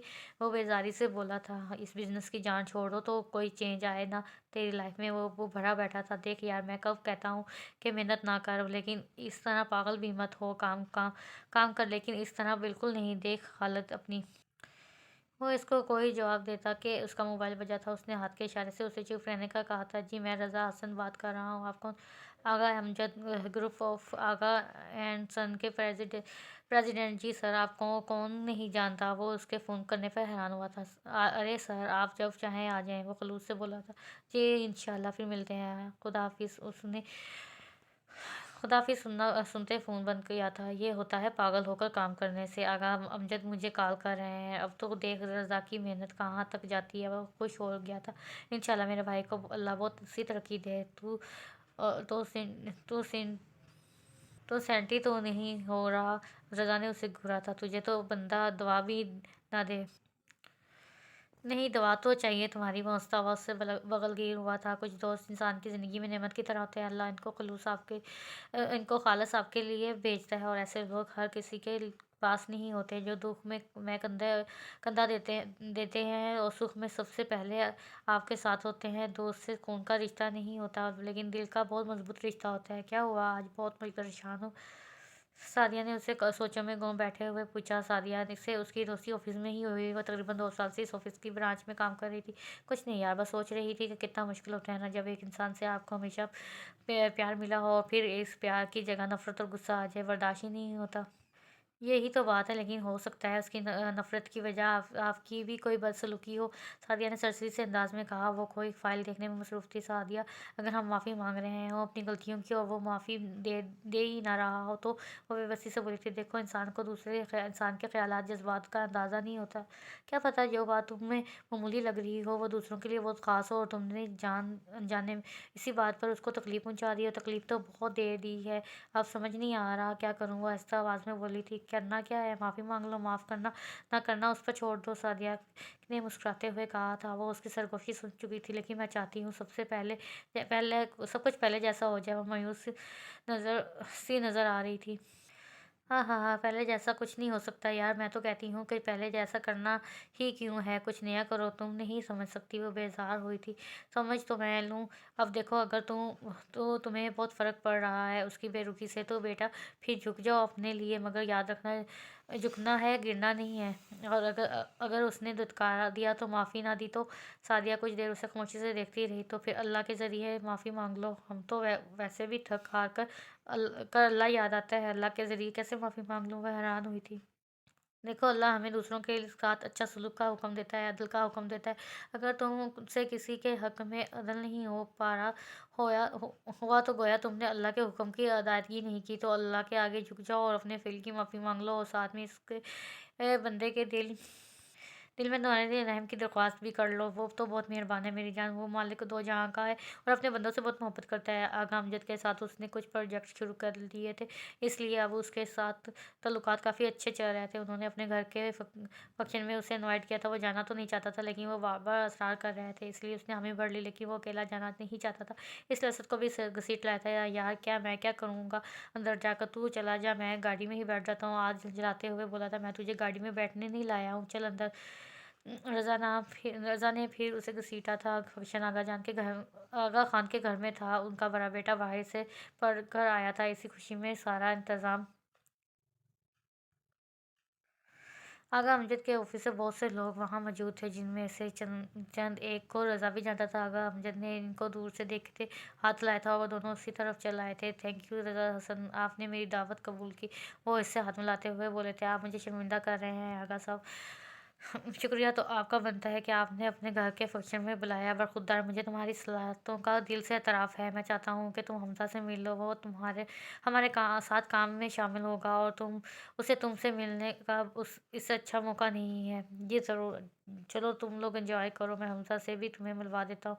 वो किसी के बुलाने पर उनसे माजरत करते चले वो चलो तुम लोग एंजॉय करो, मैं हमजा से भी तुम्हें मिलवा देता हूँ। वो किसी के बुलाने पर माजरत करते हुए चले गए। चल अब एंजॉय कर, आदि ने मुंह बनाते हुए कहा। तो अब क्या एंजॉय कर सकता है? नकाह तो कर लिया तूने, वरना देख यहाँ एक से एक हसीन चेहरा मौजूद है। तौबा कर रज़ा, आगा अमजद ने तुझे शरीफ समझ कर बुला लिया होगा, और तू उनकी घर की औरतों पर कमेंट पास कर रहा है। आद ने दोनों हाथ कानों को लगाते तौबा तौबा की थी। वो आपस में बात करते जा रहे थे कि उनके पास से कोई तेज़ी से गुजरा। इन दोनों ने ही नोट ना किया था, लेकिन आवाज़ पर एकदम पलटे थे। ओह माय गॉड, वो हैरत से बोली थी। वो एक दूसरे को बेबसी से देख रहे थे, क्योंकि सामने खड़ा वजूद इतना भी काबिल तारीफ नहीं था। Raza Hasan and Ahad Mirza, after long time, लेकिन I miss the top I must say top लग रहे हो दोनों। वो नॉन स्टॉप शुरू हो गई थी, वो भी अंदर वो भी अंदर फैशन की दुकान। वो ज़ाहरा की क्लास फेलो थी और थोड़ी बहुत उनके साथ भी जान पहचान रखती थी। यूनिवर्सिटी में ऐसा कोई बंदा नहीं था जो उससे भागता नहीं था। और रज़ा को इससे खास किस्म की चिढ़ थी, क्योंकि वो अक्सर उससे फ्लर्ट करती थी। क्या बूंगियों की तरह मुंह खोले खड़े दोनों मुझे भूल तो नहीं है? आपको कौन भूल सकता है मिस निदा दुरानी? हाथ काफ़ी देर बाद बोला था। हाय शुक्र तुम्हें मेरा नाम याद है, वो भी पूरा नाम याद है। वो एकदम खुश हो गई थी। और ये हैंडसम अभी तक वैसे का वैसा है, अकड़ू पड़ूस। वो एक अदा से बोली थी। रज़ा ने आंख के इशारे से हाथ को यहाँ से जल्दी चलने का कहा था। खैर तुम लोग हमजा के दोस्त हो ना? देखो फिर से हमारा एक कॉमन फ्रेंड निकल आया, ज़ाहरा की तरह। हमजा हमारा दोस्त नहीं है, उसके अब्बू के साथ रज़ा के बिजनेस टर्म्स हैं, आहत ने वजाहत की थी। खैर ज़ाहरा से याद आया, मिस्टर क्रूज कैसी है आपकी मलका आलिया? वो पूरी तरह उसकी तरफ मुतवज्जो थी। रज़ा ने एकदम गुस्से से हाथ को देखा था, जैसे कह रहा हो चुप करवा लो इसको। निदा आपको याद नहीं शायद, वो तो लंदन चली गई थी। आहद ने बात को संभाला था। और डोंट टेल मी मैं हमारा रोमियो अभी तक ऐसे ही घूम रहा है। वो काफ़ी हैरान हुई थी। मैं तो पहले भी समझाती थी इसको, वो नहीं आने वाली तुम्हारे साथ। यूनी में हज़ारों उसके इससे बेहतरीन लड़कियां मिल जाती इसको, लेकिन मसूद पागल थे इसके पीछे। वो बेनियाजी से बोली थी। हाथ कुछ कहता कि वो फिर से स्टार्ट हो गई। मुझे तो पहले ही लगता था वो रज़ा में दिलचस्पी ही नहीं रखती। तुम लोगों को हमर याद है, वो लंबा सा चौधरी टाइप मुझे लगता था वो ज़ारा में इंटरेस्टेड है। और ज़ारा इसमें वैसे भी यार इसकी समझ नहीं आती थी मुझे। अब अपने रज़ा में क्या कमी थी, लेकिन खैर उसकी औकात के हिसाब से हमर ही ठीक है था। वो अभी भी कुछ कहती कि रज़ा की आवाज़ पर खामोश होना पड़ा उसे। जब शता निदा मैं एक और लफ्ज़ नहीं सुनूंगा। ज़ारा की औकात क्या थी क्या है ये तुम्हारा मसला नहीं है, लेकिन ज़ुबान संभाल के बात करो। वो तुम्हारी तरह नहीं थी, बल्कि इस जैसा कोई नहीं था। वो मेरे लिए काबिल एहतराम थी और रहेगी। और आज के बाद इस पर ये गंदे इल्ज़ाम मत लगाना, मैं तुम्हारी ज़ुबान खींच लूँगा। वो गुस्से से पागल हो रहा था। आद एकदम उसको वहाँ से बाहर निकाल लाया। उसकी आवाज़ इतनी ऊंची हो गई थी कि कुछ लोग मुतवज्जो भी हो गए थे। क्या यार वो बकवास कर रही थी, तुम भी इसी की तरह शुरू हो गया। आद उसको डांटते हुए बोला था। तुमने सुना यार वो क्या कह रही थी? मैं आराम से सुन लेता। इसकी हिम्मत कैसे हुई ज़ारा के बारे में कुछ कहने की? अच्छा तुम रिलैक्स करो, आगा अमजद से फ़ोन करके माजरत कर लेंगे, अभी चलते हैं। आहत ने उसे चलने का इशारा किया था। वो सुस्त कदमों से गाड़ी की तरफ बढ़ा था। और वापसी पर गाड़ी में खामोशी थी। आहत खामोशी से गाड़ी चला रहा था और रज़ा सीट से टिकाए बैठा था। अ, उनकी खामोशी को हाथ के फ़ोन पर आने वाली कॉल ने तोड़ा था। उसने स्पीड ऐसा करते कॉल उठाई थी और एक नज़र रज़ा को देखा था, जो उसी पोजीशन में बैठा था। कब कैसे हुआ, लगी तो नहीं? ओके मैं आता हूँ, परेशान मत हो। उसने फ़ोन रखते स्पीड तेज़ की थी। किसका फ़ोन था? रज़ा ने सीधा होते हुए पूछा। यार वो एक मसला हो गया। हाथ ने मोड़ काटते जल्दी से कहा। खैरियत? वो एकदम परेशान हो गया। कहा खैरियत है, चल कर देख लेते हैं। बता तो क्या हुआ है? रज़ा अब गुस्से से बोला था। ज़ाहरा का छोटा सा एक्सीडेंट हो गया है, काफ़ी परेशान सी लग रही थी। आहद ने मुझसे सा बताया था। वो एकदम खामोश हो गया था। रिलैक्स यार, चल कर देख लेते हैं ना। खुद कॉल की है उसने और वो उसके चेहरे से उसके हालात समझ रहा था। कहाँ है वो? कितनी दूर है और जगह कहाँ पर है? वो बड़ी देर बाद बोला था। बस पहुँच गए। आज ने एकदम गाड़ी रोकी और जल्दी से बाहर निकला। काफ़ी लोग थे वहाँ। वो एक साइड पर खामोशी से खड़ी है, एक बाबा जी से डांट खा रही थी। उसने स्पेस स्कार्फ ले रखा था माथे पर, शायद चोट लगी थी इसलिए स्कार्फ पर भी खून लगा हुआ था। वो टिश्यू से थोड़े थोड़े वक्फे के बाद खून साफ कर रही थी। पता नहीं माँ बाप ले क्यों देते हैं ऐसे बच्चों को गाड़ियाँ चलानी आती नहीं है। और अब जो मेरा इतना नुकसान कर दिया, मेरा मोटरसाइकिल तुमने चलने के काबिल नहीं छोड़ा, ऊपर से मुझे कहती हो पैसे दे दूँगी। अरे भाई मैं पैसों का भूखा हूँ? वो बाबा जी नो स्टॉप शुरू हो गए थे। ज़ारा आहत को फ़ौरन उसकी तरफ बढ़ा था। रज़ा भी उसी के पीछे उसी की तरफ आ रहा था। वो एकदम होश में आई थी, जैसे वो इनकी तरफ दौड़ी थी। हाँ सच में ये बाबा जी खुद गलत है। मैं अगर बराबर ब्रेक ना लगाती तो खुद भी मरते और मुझे भी मरवाते। और देखो ना आप मुझसे कब से लड़ाई कर रहे हैं, पुलिस को भी कॉल करने का बोल रहे हैं। वो रोती हुई बता रही थी। कुछ नहीं हुआ ज़ारा, मैं आ गया हूँ ना, तुम जाकर तो काफ़ी गाड़ी में बैठो। रज़ी मैं बात करता हूँ जाकर, तो ज़ारा को ले जा, उसे चोट भी लगी है। वो ज़ारा से बात करते एकदम रज़ा से मुखातिब होता। आहत लेकिन इन्होंने पुलिस को कॉल कर ली तो मैंने पैसों का भी बोला, वो उल्टा मुझे ही सुना रहे। नहीं करते कॉल यार, बात तो कर लूँ मैं, वो उसे समझाता हुआ बोला था। वो रज़ा को इशारा करता आगे बढ़ा था और वो आहत के जाने के बाद भी वैसे ही खड़ी थी जैसे रज़ा उसकी तरफ बढ़ा था। रिलैक्स ज़ारा, वो बात कर लेगा, तुम आ जाओ, तुम्हें चोट भी लगी है, वो वैसे भी यहाँ खड़ा होना बेहतर नहीं है। वो एकदम शॉक्ड सी उसे देख रही थी। वो उसे 4 साल पहले वाला रज़ा लगा, उसकी फ़िक्र करने वाला। वो आराम से चलती गाड़ी तक आई थी। रज़ा ने उससे उसके पहुँचने से पहले डोर खोला था उसके लिए। वो गाड़ी में बैठते ही दोनों हाथों में चेहरा छिपाए रोने लगी थी। वो फ्रंट सीट पर बैठते एकदम चौंका था। वो इतनी कम हिम्मत तो नहीं थी, तो फिर इतनी शरीर रिएक्शन। उसने काफ़ी देर बाद उसे पलट कर देखा था। ज़रा तुम्हें कहीं और चोट तो नहीं लगी हाथ को? मैं बाद में पिक कर लूँगा, पहले डॉक्टर के पास चलते हैं। उसके आंसू उसे शदीद तकलीफ़ दे रहे थे। हम जिनसे मोहब्बत करते हैं उनसे जितने भी नाराज़ हों, लेकिन उनको तकलीफ़ में कभी नहीं देख सकते। नहीं, आज के साथ ही चाहते हैं। वो काफ़ी देर बाद आंसू साफ़ करते बोली थी। रोने की वजह से उसका अलग तक खुश्क हो गया था, लेकिन उसने पानी नहीं मांगा था, पता नहीं क्यों। वो इससे बात करने में झिझक महसूस कर रही थी। मैं आद को देख लूँ, वो इसको बताता बाहर निकला था। 10-12 मिनट बाद वो एक साथ वापस आए थे और आद फ़ोन पर किसी से बात कर रहा था। रज़ा ने एकदम से उसकी साइड का डोर खोलते उसे शॉपर पकड़ाया था, जिसमें पानी की बोतल और कुछ खाने की चीज़ें थी। इसमें सनी प्लस है, तुम्हारे माथे पर थोड़ा सा कट्टा लगा लो वहाँ, या तुम डॉक्टर के पास जाना चाह रहे हो तो चलते हैं। वो आराम से बोला था। नहीं, डॉक्टर के पास जाने की ज़रूरत नहीं है, उसने मुझसे जवाब दिया। ओके, कुछ और चाहिए? वो इतना नरम एकदम से कैसे हो गया? उसने नहीं में सर हिला दिया था। वो हर वो ज़ारा को ओके कहता पीछे हटा था और डोर बंद कर दिया था। ज़ारा, ठीक हो तुम? कहीं और चोट तो नहीं लगी? आज फ़ोन बंद करता गाड़ी में बैठा था और थोड़ा सा चिरछा होते उसकी तरफ मुतवज्जो होता। रज़ा भी गाड़ी में बैठ चुका था। नहीं, कहीं चोट नहीं लगी, ये तो बस एकदम ब्रेक लगाने की वजह से माथा स्टेयरिंग पर लग गया था, इसलिए लग गई। तो मेरी चोट को छोड़ो। वो बाबा जी ठंडे हुए या नहीं? वो परेशानी से बोली। हाँ, ठंडे हो गए हैं यार। बुजुर्ग है बंदा, कुछ भी नहीं कह सकते, लेकिन आसपास वाले सब कह रहे थे कि गलती इन्हीं की है। माफ़ी मांग ली मैंने और बाइक की मरम्मत के लिए पैसे भी दे दिए हैं। और गाड़ी स्टार्ट करता बोला था। और मेरी गाड़ी कैसे आएगी? मैंने ड्राइवर को मंगवा लिया है घर से, वो आ जाएगा। मोबाइल तो पास है ना तुम्हारे? कोई चीज़ चाहिए तो जाओ ले आओ। नहीं, कुछ नहीं चाहिए। तुम दोनों का थैंक्स। ना आते तो पता नहीं क्या होता। बस यार, दोस्त किस लिए होते हैं? और आद ने मुस्कुराते जवाब दिया था। वो भी हल्का सा मुस्कुरा दी थी। मैं अंदर आ सकता हूँ? उसने अंदर दाखिल होने से पहले इजाज़त ली थी। अरे रज़ा, आ जाओ।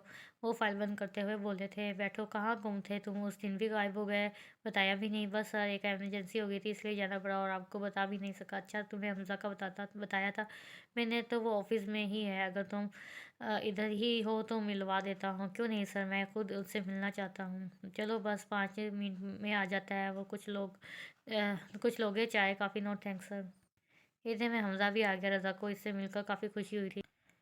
वैसे रज़ा, मेरे पापा आपके बहुत बड़े फ़ैन हैं, लेकिन आज का आपसे मिलकर मैं बाबा से एग्री करता हूँ। बरखुरदार, अभी तुमने इसका काम नहीं देखा। आई मस्त से बहुत आगे जाएगा, ये आपका बड़ापन है सर। वो मशकूर हुआ था। वो काफ़ी देर बातें करता रहा था। फिर आहत की कॉल आने पर वो माजरत करता उठाया था। उसकी गाड़ी वर्कशॉप में थी अभी, इसलिए उसने आहत से लिफ्ट ले रखी थी। वो काम ख़त्म कर चुकी थी, इसलिए आहत को मैसेज कर दिया था। वो उसका इंतज़ार करने लगी थी कि 5 मिनट बाद उसका मैसेज आया कि वो बाहर आ गया है। वो 5 बैग उठाती बाहर की तरफ आई थी। वो ऑफिस के सामने ही खड़ा था, गाड़ी के साथ टेक लगाए मोबाइल पर मसरूफ़ था। वो एकदम चौंकी, फिर आराम से चलते आकर बैठ गई थी। वो भी मोबाइल जेब में डालता अंदर बैठ गया था। हाँ जी, हो गया आपका काम? आज ने गाड़ी रिवर्स करते पूछा था।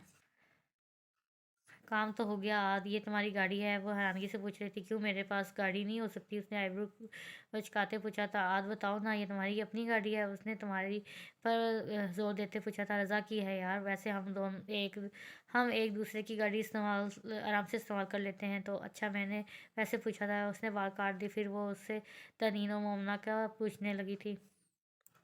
तुझे क्या हुआ है? आद ने एकदम उससे पूछा था। मुझे क्या होना है? रज़ा एकदम चौंका था। बेचैन सा लग रहा है, तबीयत ठीक है तेरी? वो वापस कब जाएगी? मंथ तो हो गया है होना उसे आए। वो एकदम बोला था। कौन ज़ाहरा? आहत को एकदम समझ नहीं आई थी। यार, के यहाँ अकेला लेना कितना मुश्किल है। कल तुम ना आते तो मैं किसको बुलाती? वो परेशानी से बोला था। काम की वजह से यहाँ है यार, और उनका अपना घर है इधर। बुआ ही साथ आई है ना उसके, वो क्या कर लेगी? उसका भाई आ जाता साथ। वो क्या नाम है उसका? यूसुफ। वो पुरसोच अंदाज में बोला था। क्या पता यार, कोई मसला हो ना, इसलिए नहीं आया। आहद उसको देखता बोला था। तो उसे अपने घर रहने की ऑफ़र कर दे। वो मेरे साथ घर क्यों रहेगी पागल? हम हैं ना इधर ही, इंशाल्लाह कुछ नहीं होता। वैसे मुझे तेरी समझ नहीं आ रही, वो दिलचस्पी से उसे देखते बोला था। मुझे खुद भी नहीं आती, वो बेजारी से बोला था। गुजरे दिनों में जो कभी गूंजे थे कह के अब अपने इख्तियार में वो भी नहीं रहे। वो हाथ के ऑफिस में मौजूद थी। सॉरी यार, तुम्हें वेट करना पड़ा, थोड़ा हाँ मसरूफ़ था। वो माजरत करता हुआ बोला था। कोई बात नहीं, ज़ारा ऐसा से बोली थी। हूँ बताओ क्या बात करनी थी? वो उसे देखते हुए बोला। आज मुझे रज़ा से सॉरी करनी है। वो एकदम चौंका था। ज़ारा देखो, जो कुछ भी हुआ तुम दोनों के दरमियान वो शायद ऐसे ही होना था। तुम भी गलत नहीं थी। तुम्हारे अपने तहफ़्फ़ुज़ात थे और वो भी अपनी जगह से ही पागल था। लेकिन अब तो सॉरी करने का फ़ायदा, वो तो आज भी तुमसे वो एकदम रुका था। फिर बात को घुमाते बोला था, तुम सॉरी करके शायद उसे तकलीफ़ ही दोगी, क्योंकि तुम बस शर्मिंदा हो और वो अभी भी अपनी बात पर कायम है। मेरी मानो तो उसे इसके हाल पर छोड़ दो। और अगर मैं कहूँ कि मैं भी बस शर्मिंदा नहीं हूँ, वो सर झुकाकर बोली थी। इसके लहजे में एक अजीब सा सापन था, जिसे जैसे अभी रो देगी। आज एकदम साकत हुआ था। क्या मतलब? वो गैर दिमागी से बोला था। तुम इससे बोलो मुझे माफ़ कर तुम इससे बोलो मुझे माफ़ कर दे। मैं इसकी मोहब्बत के काबिल ही नहीं थी। किंजा ठीक कहती है। मुझे जैसे लोगों को अल्लाह अगर कोई नेमत देता है तो वो खुद में खामियां तलाश करके अपने हाथों से इस नेमत को ज़ाया कर देते हैं और फिर सारी ज़िंदगी इस नेमत के लिए तरसते रहते हैं। वो रोते हुए बोल रही थी, ज़ाहरा प्लीज़ ऐसे मत रो। आहद बेसरसी से बोला था। तुम बताओ आहद, मुझ जैसों को कभी माफ़ी भी मिलती है? वो बहकी बहकी बातें कर रही थी। अच्छा प्लीज़ बस रो मत, ये पानी पियो। आहद ने उसे पानी का गिलास दिया था और उसने एक घूंट लेते गिलास रख दिया था। और अभी मेरी बात सुनो, ये तुम भी जानती हो और मैं भी, वो आज भी तुमसे मोहब्बत करता है। लेकिन बीच में एक अरसा गुजर गया है। जिस तकलीफ में तुम आज हो, वो 4 साल से इस अजियत में है। यार तुम एकदम सब कुछ ठीक नहीं कर सकती। तुम खुद को एक वक़्त दो, उसे वक़्त दो। इस तरह रोकर तुम खुद को तकलीफ़ मत दो। लेकिन वो मुझसे ऐसे बात नहीं करता जैसे पहले करता था। मासूमियत से बोली थी। खैर, बात तो तुम भी ऐसे नहीं करती जैसे पहले करती थी। आहत शरारत से बोला था। ज़ाहरा उसकी बात पर रोते हुए मुस्कुराई थी। रज़ा ऐसे ही तो पागल नहीं था, उसमें कुछ बात तो थी। आहत ने उसे देखते सोचा था। वो अभी भी नहाकर निकला था। तौलिए से बाल खुश करते वो बाहर आया था कि उसका मोबाइल बजा था। उसने मोबाइल उठाते नंबर देखा था। ज़ारा कालीन लिखा था। वो हल्का सा मुस्कुराया था और फिर मोबाइल वापस रख दिया। उसने तौलिए रखते सिरगट सुलगा लिया था। उसे वो दिन याद आया जब वो उसे लाइब्रेरी में मिली थी रोते हुए। अचानक उसे देखता उसकी तरफ आया था। वह घुटनों में सर दिए रो रही थी। ज़ारा उसके पास बैठते आराम से पुकारा था। वो टस से मस नहीं हुई थी। क्या हुआ है आपको? इस तरह क्यों रो रही हैं? वो इस तरह उसे रोता देख परेशान हो गई थी। किसी ने कुछ कहा है तो आप मुझे बताएं, मैं देख लूँगा, लेकिन ऐसे रोए तो मत प्लीज़। सर अरशद ने डांटा है, जाओ देख के आओ उनको। वो गुस्से से बोली थी। उन्होंने क्यों डांटा है? उसकी सुरख आंखें उसके दिल में हलचल मचा रही थी। वो इसे नजरें चुराता बोला था, सारी गलती किंजा की थी और डांट मुझे दिया उन्होंने। वो फिर से रोने लगी थी। आप इतनी छोटी सी बात पे इतना ज़्यादा रो रही हैं? वो दिलचस्पी से उसे देखता बोला था। जब आपकी गलती ना हो और आपको इतना सुना दिया जाए तो रोना आता है। वो उसको घूरते हुए बोली थी। उसकी आंखें चंद मिनट के लिए रज़ा की आंखों से मिली थी, लेकिन रज़ा के लिए वो चंद मिनट भी बहुत थे। अगर आप चाहते तो गिंजा को भी देख लेते। वो खुद को संभालते हुए बोला था। दोस्त है वो मेरी। वो एकदम गुस्सा हुई थी, लेकिन उसने रुलाया भी तो है ना आपको, और मैं आपको रोता कैसे देख सकता हूँ? तुमसे मतलब भला भला मत करो। वो एकदम वॉक आउट कर गई थी। एक बार फिर बजते मोबाइल ने उसको होश की दुनिया में ला फेंका था। उसके हाथ में मौजूद सिगरेट कब का बुझ गया था। क्या खूब ही होता अगर दुख रेत के होते, मुट्ठी से गिरा देते, पाँव से उड़ा देते। आद और उसकी फैमिली का मरी जाने का प्लान था। इसने उसे भी चलने का बोला था और आजकल वो जिन हालात से गुजर रही थी, वो इस मॉल से कुछ देर के लिए निकलना चाहती थी, इसलिए वो भी तैयार हो गई थी। इसने जल्दी से काम ख़त्म करना था ताकि अच्छे से घूमे फिरे। तो फिर तो ले वो बैठी काम कर रही थी कि एकदम बुआ के साथ दानीन अंदर आई थी। Oh my God! वो एकदम उछली। तो तुम कहाँ से आ गई? आप तो आती ही नहीं। मैंने सोचा मैं खुद ही आ जाऊँ। वो इससे गले मिलते हुए बोली, हाँ मैं खुद आना चाहती थी। उस आंटी से भी नहीं मिली। फिर भी इंशाल्लाह आप मर ही जाएंगे ना, सब मिल साथ तो मिल लीजिएगा। वो खुश होते हुए बोली, हाँ इंशाल्लाह। आज छोड़कर गया है, अंदर नहीं आया? उसने एकदम से पूछा था। वो रज़ा भाई की तरफ चले गया, उसने जवाब दिया था। अच्छा चलो तुम बताओ स्टडी कैसी चल रही है? वो इसकी तरफ मुतवज्जो होती बातें करने लगी थी। वो सुबह ही मरी के लिए निकल गए थे। सारा पिंक एंड वाइट में मलबूस थी। पिंक ही स्कार्फ ले रखा था। उसकी रंगत पर पिंक सूट कर रहा था। और आहद और दानी ने एक गाड़ी में थे, जबकि आहद लोगों के बड़े भाई और भाभी और आहद की अम्मी अब्बा दूसरी गाड़ी में थे। आहद, मोमना कहाँ है? ज़ाहरा ने बैठते ही पूछा था। वो उससे घर से पिक करने आए थे। लड़की क्या पूछ लिया तुमने? इस मोहतरमा के किसी कज़न की शादी है तो अटक गई होगी। वो इसके अंदाज़ में मुस्कुराई थी, फिर वो दानीन से बातों में मसरूफ़ हो गई थी। एकदम से हाथ ने गाड़ी रोकी और वो रज़ा के फ्लैट के बाहर खड़ा था। 5 मिनट हैं तेरे पास, बाहर निकल आ वरना ना मैं अंदर आ जाऊँगा। हाथ ने उसे कॉल करते कहा था। दानीन ने एकदम कहका लगाया था, वो भी मुस्कुरा दी थी। वो लोग लगातार लगता गुस्से से गाड़ी में बैठा था। वो कुछ कहता कि दानीन और ज़ाहरा को देखकर खामोश हो गया। आद ने उसका फूला मुँह देखते कुछ हँसी दबाई थी। रज़ा भाई आप ही मना करते थे बार-बार, फिर ये तो होना था। रज़ा भाई आराम से तो सुनते हैं नहीं, यही करना पड़ा उनके साथ। आद ने भी दानीन का साथ दिया और अब भी खामोश था। आई थिंक तू सो जा, अभी काफ़ी टाइम लगेगा हमें पहुँचे थे। आद ने उसको कहा था जो उसे घूर रहा था। भाई ऐसे ही जागे गए, क्या कुछ लगा तो दें। दानीन आद को मुतवज्जो करती हुई बोली, तुम ही बताओ क्या लगाऊं, क्योंकि तुम्हें हमेशा एतराज़ होता है मेरी चॉइस पर।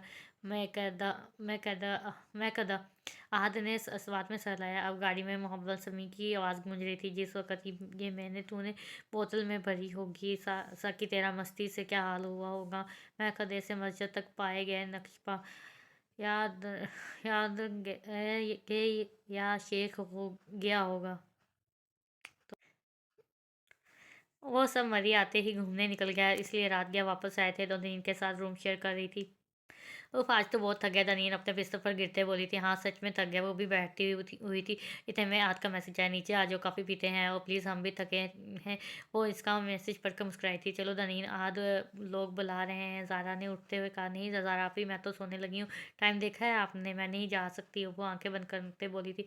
ओके मैं जा रही हूँ। वो उसे बताती नीचे आ गई थी। उसने कंधों पर के गिर शाल ले रखी थी। वो नीचे आई, बस आहद ही बैठा था अकेला। अकेले क्यों बैठे हो? वो कुर्सी की सीट थी, वो बैठ कर बोली थी। अम्मी अब्बू पहले ही चले गए कमरे में, भाई और भाभी भी थक गए होंगे और रज़ा अभी तक वापस नहीं आया। वो एकदम तफसील बताते हुए बोला था। ज़ारा ने नोट की तो किया था उसकी गैर मौजूदगी, लेकिन पूछा मुनासिब नहीं समझा था। कहाँ है वो? अभी तक वापस क्यों नहीं आया? ज़ारा ने परेशान होते हुए पूछा। आता ही होगा, बताकर नहीं गया।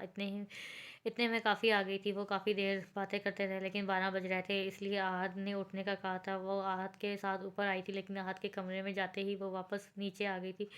वो कुर्सी एक तरफ रखे बैठ गई थी। उसने रज़ा के मोबाइल पर भी ट्राई किया था। उसने पहले कौन सा कभी कॉल उठाई थी जो आज उठा था। उससे वैसा बैठे तकरीबन आधा घंटा हो गया था। उसके दिल में बुरे बुरे ख्यालात आ रहे थे। सर्दी भी काफ़ी हो रही थी। इतने में वो अंदर दाखिल हुआ, लेकिन उसे इस तरह बैठे देख साकत हो गया। वो इसको देखती एकदम खड़ी हो गई। उसे समझ नहीं आ रहा था अपनी यहाँ मौजूदगी का क्या सबब बताए। आप इस वक़्त यहाँ क्या कर रही हैं? वो उसे बगौर देखता बोला था। नींद नहीं आ रही थी, इसलिए यहाँ आ गई। इसने बामुश्किल आंसू रोकते कहा था। इतनी सर्दी में यहाँ? उसने हैरत से पूछा। उसने कोई जवाब नहीं दिया। वो आराम से चलते उसकी तरफ आया था। मेरा इंतज़ार कर रही थी। वो उसकी आंखों में बगौर देखता बोला था। उसका दिल कर रहा था सारी बातें भुला दे, बस कुछ ऐसा हो जाए कि उसके सामने खड़े वजूद को कोई वहाँ से ना हटा सके। वो सारी उम्र उसे खड़ा देखता जाता था। ज़ारा ने नफ़ी में सहलाया हुआ एकदम मुस्कुरा दिया। आज जो काफ़ी सर्दी है। वो आराम से उसके पीछे चल पड़ी। वो उसे इसके रूम तक छोड़ने आया था और दरवाजे पर रुक गया था। अगर नींद ना आए तो इस तरह नीचे मत जाना। वो दोनों हाथ जेबों में डाले आराम से खड़ा था। उसने बस सर हिला दिया था, गुड नाइट। वो एकदम कहता वहाँ से चला गया था, लेकिन उसने कमरे तक जाते 10 बार पलटकर बंद दरवाजे को देखा था। वो रात ठीक से सो नहीं सकी थी, इसलिए फजर की अजान के साथ ही जाग गई। नमाज़ पढ़ने के बाद वो नीचे आ गई थी। सब अभी तक वो रात ठीक से सो नहीं सकी थी, इसलिए फजर की अजान के साथ ही जाग गई। नमाज़ पढ़ने के बाद वो नीचे आ गई। सब अभी सो रहे थे। मोबाइल भी ऊपर कमरे में छोड़ रही थी। रज़ा के बारे में सोचती और घूमती काफ़ी दूर आ गई थी। जब होश आया तो वो परेशान हो गई। उसे होटल का नाम तो याद था, लेकिन रास्ता याद नहीं था। वो इधर-उधर घूमती अब रास्ता ढूँढ रही थी। इतने में एक लड़का उसकी तरफ आया। लगता है आप रास्ता भूल गई हैं, वो इसके सामने आता बोला था। उसने कोई जवाब ना दिया। तो वो अजनबियों से बात नहीं करती। वो और किसी भी राह चलते से बात नहीं की जा सकती। वो उसके अंदाज़ से समझ गया था, इसलिए हल्का सा मुस्कुराया था। अगर आपको नहीं मदद की ज़रूरत तो कोई बात नहीं। वो पीछे हटाता हुआ बुलाया। इसे होटल तो जाना था ना? इसने कुछ सोचते हुए उसे बुलाया। सुनो, वो एकदम पलटा था। मैं रास्ता भूल गई हूँ और साथ अपने होटल का नाम बताया। चलिए आपको छोड़ आता हूँ। वो आगे चलता बोला था। वो आराम-आराम से चलते उसके पीछे हो ली थी। वो रात लेट सोया था इसलिए जगह भी ये सबसे आखिर में था। वो नीचे आया तो हाथ मोबाइल पर लगा होता। आजकल वो मोबाइल में मसरूफ़ ही पाया जाता था। नाश्ता क्या है तुम किया है कि नहीं? आद ने उसको देखते हुए पूछा। नहीं, नाश्ता करना भी नहीं है। वो आराम से कुर्सी पर बैठा था। चल बाहर चलते रहे कुछ देर तक, फिर कुछ खा लेना। ज़ारा लोग आए तो फिर चलते हैं। वो बात कर रहा था कि दानिया सीढ़ियाँ उतरती नीचे आई थी। चलो वो भी गई। आहद ने उसे देखते हुए कहा। दानी, ज़हरा कहाँ है? उसको बुलाओ, बाहर चलते हैं। आहद ने दानिश को कहा। वो तो कमरे में नहीं है, मैं तो सो रही थी। वो तो नमाज टाइम की जागी थी। उसका फ़ोन भी ऊपर है। वो हैरानगी से बोली थी। क्या मतलब, तुम सुबह से उसे नहीं मिली? आहद भी एकदम परेशान हो गया। इतने में फाद भाई और भाभी भी इधर आ गए थे। क्या हुआ, तुम क्यों परेशान बैठे हो? भाभी ने आहद को देखते पूछा था। भाभी, ज़ारा कहाँ है? आपने उसे देखा है कहीं? उसने उनकी बात काटते पूछा था। हाँ, वो बाहर गई थी, लेकिन वो तो 6 बजे गई थी। अब तो 10 बज रहे हैं। फ़ोन करो उसे, उनका फ़ोन कमरे में है। दानी ने एकदम से बोली थी। आ जाएगी। वो परेशान क्यों हो रहे हो? फाद भाई ने उसको परेशान देखते कहा था। रज़ा एकदम उठा था। आज मैं देखते देखते हूँ उसे। वो हाथ से कहता बाहर निकल गया। वो उसे सब जगह दिखा चुका था, लेकिन वो पता नहीं किस हिम्मत गई थी। वो थक कर एक पत्थर पर बैठ गया था। उसके सामने एक लंबी सड़क थी। उसने मोबाइल निकालते उसका नंबर ट्राई करना चाहा कि एकदम दानीन की बात याद आई कि उसका फ़ोन तो उसके पास ही नहीं है। वो गुस्से से मोबाइल वापस जेब में डालता उठ गया था। अभी वो अभी थोड़ी ही आगे गया था कि उसे दूर से किसी के साथ आता दिखाई दिया। उसने सुकून की सांस ली। उसको उसके मिलने पर खुश हुआ था, लेकिन उसे इसकी लापरवाही पर इंतहा का गुस्सा आ रहा था। उसने भी दूर से उसको देख लिया था। वो दोनों अब करीब आ गए थे, जबकि रज़ा हमज़ा को देखकर चौंका। कुछ ऐसे ही तासरात हमज़ा के थे। रज़ा, आप यहाँ कैसे? हमज़ा गर्मजोशी से उससे मिलते बोला था, जबकि ज़ारा हैरान हुई थी। बस यार, दिल किया तो आ गया। तुम बताओ, फैमिली के साथ आए हो? उसने ज़ारा को नज़रअंदाज करते कहा था। नहीं, मैं दोस्तों के साथ आया हूँ। बाबा घूमने फिरने में बिल्कुल दिलचस्पी नहीं लेते। चलो तुम एंजॉय करो, ये मेरे साथ हैं। वह एकदम उससे हाथ मिलाकर बोला था। ओह अच्छा, चलें ठीक है, फिर मिलते हैं। ओके मैम, आगे से ध्यान रखिएगा। वो कहता पलट गया था। वो खामोशी से उसके सामने खड़ी थी।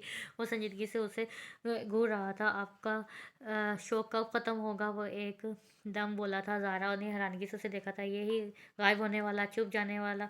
वो तंजिया लहजे में बोला था। मैं रास्ता भूल गई थी। वह हैरत से भरपूर आवाज़ में बोली थी। वो कहाँ की बात कहाँ मिला रहा था? रास्ता तो मैं भी भूल गया था। कभी इधर भागता हूँ, कभी उधर, लेकिन आपकी किस्मत अच्छी है। आपको तो मौसम भी मिल जाते हैं जो हाथ पकड़ कर आपको मंजिल पर छोड़ने आ जाते हैं। सब परेशान हो रहे थे। वो कहता कैसे कदम उठाता आगे बढ़ गया था। वो हैरानगी से उसके अल्फाज पर गौर कर रही थी कि वो कह कर क्या गया है।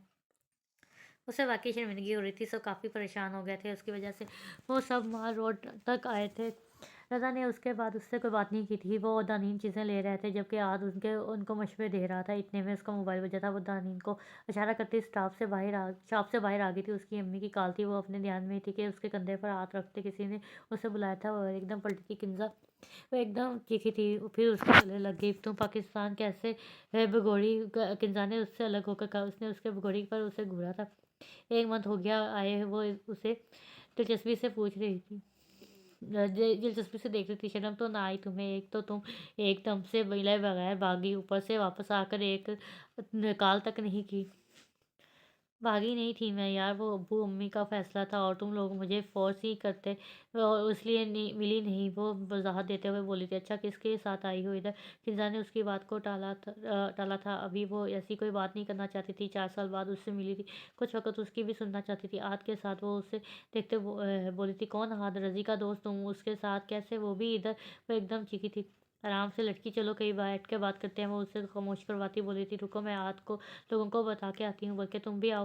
वो उसे घसीटती अपने साथ ले गई। हाँ जी, अब बोलो तुम आद के साथ कैसे? रज़ा भी इधर है। वो आराम से बैठी बोली। वो उसे करीबी रेस्टोरेंट के लिए ले आई थी। इधर ही है। पाकिस्तान आने के बाद इनसे ही मिली थी मैं। वो उदासी से बोली थी। तुम इनसे मिली थी? वो लोग तुमसे अच्छे से मिले भी थे? तुम उनके साथ मरी घूमने आई हो?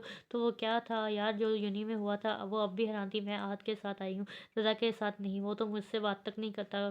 कर भी कैसे सकता है यार? तुम्हें भूल तो नहीं गया सब कुछ? हमदर्दी से उसे देखते हुए बोली थी। कुछ नहीं भूला, मुझे याद है सब। प्लीज़ कोई और बात करो। इधर देखो, मेरी तरह तुम्हें शर्मिंदगी है अपने किए पर, या फिर तुम्हारे साथ भी वही हुआ जो मैं तुम्हें कहती थी? वो उसका रुख अपनी तरफ करती बोली थी। मैंने उसे बहुत तकलीफ़ दी है। मुझे कभी नहीं लगा कि मैं इसको पाकिस्तान छोड़ गई हूँ तो मैंने कोई गलती की है। तुम्हें पता है किंजा अब भी मुझसे इतनी ही मोहब्बत करता है जितनी पहले करता था। मेरी तकलीफ़ उसे भी तकलीफ़ देती है, वो मेरी परवाह करता है। कभी रात देर से घर जाऊँ तो उसकी गाड़ी मेरा पीछा करती मुझे घर तक छोड़ कर जाती है। मेरी इतनी बदतमीज़ी के बाद क्यों करता है वो मुझसे इतनी मोहब्बत? वो रोते हुए बोली थी, मोहब्बत तो अब तुम भी करती हो ना? किंजा ने उसकी आँखों में आँखें डालते पूछा था और उसने इस बात में सर हिला दिया। तुम्हें पता है ज़ारा, जब उसे अस्पताल में होश आई थी तो उसने तुम्हारा कितनी बार पूछा था। मुझे इस पर तरस आ रहा था और आध पागलों की तरह तुम्हें रिपोर्ट पर ढूंढता रहा था और तुम बगैर बताए चली गई थी। मुझे पता है किंजा, मैं गलत हूँ थी, लेकिन प्लीज़ उसे कहो मुझे माफ़ कर दे। तुम पहले मुझे बताओ उस दिन क्या हुआ था? किंजा ने उसकी बात काटी। तुम जानती हो, ज़ारा ने नज़रें चुराई थी। मैं बस इतना जानती हूँ कि शमशेद और रज़ा की लड़ाई हुई थी और वजह तुम थी, लेकिन ऐसा क्या हुआ था जो तुम एकदम पाकिस्तान छोड़कर भागी? मुझे उसी दिन जाना था, मैं भागी नहीं थी। वो अपनी बात पर जोर देती बोली थी। फिर रज़ा ने क्यों कहा कि मैं तुम्हें उसकी मोहब्बत का यकीन दिलाऊं? वो एकदम खामोश हो गई। रज़ा यूनिवर्सिटी में उसका जूनियर था। वो इससे हर इस जगह मिलता था जहाँ वो खुद होती थी और उसका मैट्रिक से एक ग्रुप था जो यूनिवर्सिटी तक रहा था, लेकिन किंजा उसकी सबसे खास दोस्त थी। पहले उसे लगता था कि रज़ा का इसका पीछा करना या इसे नोट करना उसका वहम है, लेकिन ये उसका वहम बिल्कुल नहीं था। वो कभी उसके पास आकर डायलॉग नहीं बोलता था, ना ही उससे बात करने की कोशिश करता था, लेकिन फिर भी उससे बाखबर रहता था। उसकी कब कौन सी क्लास होती थी, वो कब फ्री होती थी। उसकी रज़ा से पहले आमने-सामने बात जब हुई थी, वो हैरान रह गई थी कि उसकी हरकतें देखकर वो लाइब्रेरी में इतनी मसरूफ़ थी कि उसे वक़्त का अंदाज़ा ही नहीं हुआ था और जब अंदाज़ा हुआ, वो घर के लिए दौड़ी थी। सारी यूनिवर्सिटी खाली पड़ी थी। वो दरवाज़े के पास पहुँची थी कि वो वहाँ खड़ा मिला था। वो एकदम उसकी तरफ बढ़ी थी। "तुम यहाँ क्या कर रहे हो?" वो हैरानगी से बोली। "मैं समझा आपका नई दुनिया दरियाफ़्त करने का इरादा है, तो यहाँ खड़ा किसी मैजिक का इंतज़ार कर रहा था।" उसने उसे घूरा था। आपको पता है यूनिवर्सिटी का टाइम ख़त्म हुए 3 घंटे गुज़र चुके हैं। वो उसके साथ चलता बोला था, तुम 3 घंटों से यहाँ खड़े क्या कर रहे थे? वो फिर उसकी तरफ मुतवज्जो हुई थी। बताया तो है, वो दिलचस्पी से उसे देखता बोला था, वैसे अगर आप चाहें तो मैं आपको ड्रॉप कर सकता हूँ। उसने बगौर उसे देखते कहा था, नो थैंक्स, मेरा ड्राइवर आ रहा है। नो थैंक्स, मेरा ड्राइवर आ रहा है। फिर वो उसकी गाड़ी आने तक वहीं खड़ा रहा। उसे रज़ा की समझ नहीं आती थी, वो कितना इससे चिढ़ती थी। वो इतनी ही उसकी केयर करता था और वो उसे कॉल करता था, मैसेज करता था। कभी-कभी वो बेज़ार हो जाती थी। एनुअल डिनर पर वो उसे कोई और ही रज़ा लगा था। सबसे पहले सबने उसे कहा था कि वो अच्छी लग रही है, लेकिन इतनी अच्छी तो फिर भी नहीं लग रही थी कि नज़र हटाना भूल जा गया हो। हेलो, ज़ारा ने उसके सामने चुटकी बजाते उसे होश दिलाया था। वो एकदम शर्मिंदा हो गई थी। क्या हुआ मिस्टर रज़ा, कोई और मखलूक देख लिया आपने? वो गुस्से से बोली थी। यही समझ लें, वो सर झुकाए बोला था। रज़ा आजा तेरा पु- अ, रज़ा रज़ा आजा, सर तेरा पूछ रहे हैं। हाथ भागता भागता आया था और हाथ के साथ जाते एकदम पलटा था और वो उसे ही देख रही थी। मैं आपसे कुछ मांगूँ तो दे देंगी क्या? वो हमेशा उसे हैरान करता था। मुझे आपके हाथ में मौजूद ये धागा चाहिए। उसने इशारा करते क्या कहा था। वो एकदम चौंकी थी। वो धागा उसे अम्मी ने सुबह बांधा था, इसलिए तो वो एक आम सा धागा ही था। उसने धागा खोलते उसकी तरफ बढ़ा दिया था। उसने बाजू आगे कर दिया था। बांध दे प्लीज़, वो उसकी आंखों में देखता बोला था। वो उसकी नज़रों से कंफ्यूज हो रही थी। उसने आगे आते हाथ धागा बांध लिया था। वो एकदम मुस्कराया था। थैंक यू, वो शुक्रिया कहता वहाँ से निकल गया था। वो उसकी मोहब्बत से पता नहीं क्यों खौफ खाती थी। वो अच्छा खासा हैंडसम था और एक दो लड़कियों का तो ज़ारा को भी पता था कि जो उस पर क्रश रखती थी। वो अक्सर उनके डिपार्टमेंट में पाया जाता था। वो आज सुबह यूनिवर्सिटी आई तो किंजा नहीं आई हुई थी। उसका मूड आज एकदम ऑफ हो गया था। वो अभी कैंटीन में गई थी कि यूनिवर्सिटी के अजीब तरीन इंसान ने उसका सामना हुआ था। और आज अकेली आई हो क्या? जमशेद उसको देखता बोला था। वो खामोशी से आकर बैठ गई थी। अरे इतना गुस्सा देखो तो, ऐसा भी क्या पूछ लिया आपसे ज़हरा जी? वो याना लहजे में बोला था। वो खामोशी से इधर उधर देखने में मसरूफ़ थी, जैसे कह रही हो करते रहो बकवास मेरी भला से। वो उसके सामने मौजूद कुर्सी पर आकर बैठा था। पता है क्या ज़ारा जी, के वो अभी और भी कुछ कहता कि रज़ा ने दरमियान में मौजूद टेबल पे ज़ारा का बैग उठाते ज़ारा से कहा था, और जाइए हाल में चलते हैं। उसने जमशेद को बिल्कुल नज़रअंदाज कर दिया था, जैसे वो वहाँ है ही नहीं। वो एकदम उठी थी। वो ना पहले कुछ बोली थी ना अब। हेलो, नज़र नहीं आ रहा, हम बात कर रहे हैं। जमशेद ने गुस्से से कहा, आ जाए। वो इस बार सख्ती से बोला था। ज़ारा ने एक कदम आगे बढ़ाए थे। भरम किसको दिखा रहा है तू? जमशेद ने एकदम उठते रज़ा का रास्ता रोका था। मैं बात नहीं बढ़ाना चाहता, इसलिए आराम से जाने दो। रज़ा ने उससे गुस्से से घूरते हुए कहा था, तूने ही बात बढ़ाई है, मैंने ही नहीं लगा तेरे मुंह। तू वैसे ही पंगा ही ले रहा है। वो खामोशी से पीछे खड़ी थी। रज़ा ने पीछे हटते ज़ारा को चलने का कहा था। क्या हुआ? अब डर क्यों रहा है? बस हीरो बन गया लिया। बहन लगती है तेरी क्या तेरी जो इतना दर्द हो रहा है? रज़ा एकदम रुका था, वो उसकी तरफ मुड़ा था कि ज़ारा ने उसे रोका। पागल हो तुम, इग्नोर करो। और अब तो बहन ने भी मना कर दिया। जमशेद ने एकदम कहका लगाया था, एक और लफ्ज़ मुँह मत निकालना, तेरी बकवास सुनने का मुझे कोई शौक नहीं, मैं आराम से जा रहा हूँ यहाँ से। तुझे ड्रामे करने का शौक है तो कहीं और ट्राई कर लो। कैंटीन में आस-पास बहुत सारे लोग इकट्ठे हो गए थे। मैंने बुलाया था तुझे ना, तुझे नहीं ना, वो तो तुम अपनी जमशेद ने गाली देते कहा था। रज़ा ने एकदम उसके मुँह पर मुक्का मारा था और वो लड़खड़ाया था। फिर संभलते उसने रज़ा को मुक्का मारा था। वो अभी एक-दूसरे से उलझे उलझे थे कि आद ने एकदम रज़ा को रोका था। वो दौड़ता हुआ आया था, शायद उसे किसी ने लड़ाई का बताया था। बस कर दो रज़ा, चलो यहाँ से। आद ने नीचे से ज़ाहरा का बैग उठाते कहा था। वो अभी तक खामोशी से खड़ी थी। हाँ, ले जाओ, दिमाग ख़राब हो गया है इसका। जमशेद अब भी ऊँचा-ऊँचा बकवास कर रहा था। आद उसे घसीटता वहाँ से निकाल लाया था। ज़ाहरा आराम से चलती साथ आ रही थी। तेरा दिमाग ख़राब है तो क्यों उलझ रहा है इससे? जानता नहीं है इसको कहीं भी पंगे ले लेता है, बेवकूफ़ कहीं का। आद इस पर चीख रहा था, आई एम सॉरी ज़ाहरा, आपको भी ये सब बर्दाश्त करना पड़ रहा। आद एकदम उससे माज़रत करता बोला था। ज़ाहरा उसको घूरती हाथ के हाथ से अपना बैग लेती वहाँ से चली गई थी। क्या हो गया है रज़ा, ये क्या हरकत थी? अब जमशेद पता नहीं क्या करे।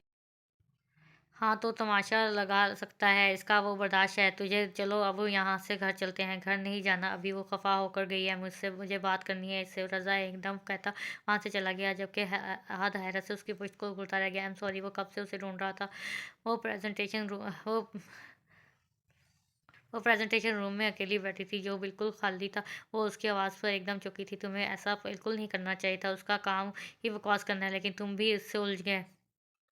मुझे सच में उसे इग्नोर करना चाहिए था, लेकिन बस हो गया मुझसे। सॉरी, मुझे समझ नहीं आती तुम्हें मसला क्या हो रहा है। वो एक अरसे से यही कुछ कर रहा है, फिर भी तुम बेवकूफ़ों की तरह इससे लड़ पड़े। वो काफ़ी गुस्से में थी।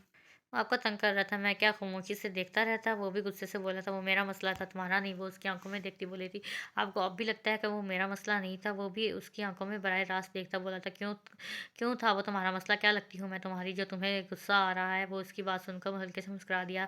बाज़ दफ़ा मुस्कुराहटों की उम्र कितनी छोटी होती है ना।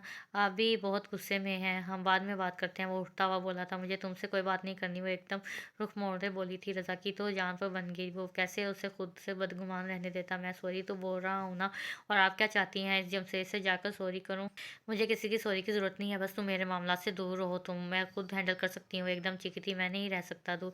वो भी गुस्से से बोला था, उसका लहजा उससे मार रहा था। क्यों नहीं रह सकते तुम दूर? मोहब्बत करता हूँ मैं आपसे तब से, जब आपको पहली बार देखा था। वो भी एकदम चीखा था। वो साख़त हो गई थी। चंद सेकंड उनके दरमियान खामोशी रहती, फिर उस खामोशी को ज़ारा ने तोड़ा था। मोहब्बत वो तमतराना हँसी हँसी थी। कौन-सी मोहब्बत जो हर किसी को हर दूसरे दिन हो जाती है, फिर दिल भर जाते हैं तो नई मोहब्बत कर लेते हैं। वो तंज़िया लहजे में बोली थी, आप तो इनकार रही हैं मेरी मोहब्बत की। वो एकदम बेबस हुआ था। मैं तुम्हें हकीकत बता रही हूँ, नॉवेल्स और ड्रामों से निकल आओ। ये मोहब्बत शब्बत कुछ नहीं होती। मत बर्बाद करो खुद को। बर्बाद तो मैं हो चुका हूँ, प्लीज़ ज़ारा ऐसा मत करो। तुम चाहती हो तो मैं जमशेद से भी जाकर सॉरी माफ़ी माँग लेता हूँ, लेकिन ये मत कहो।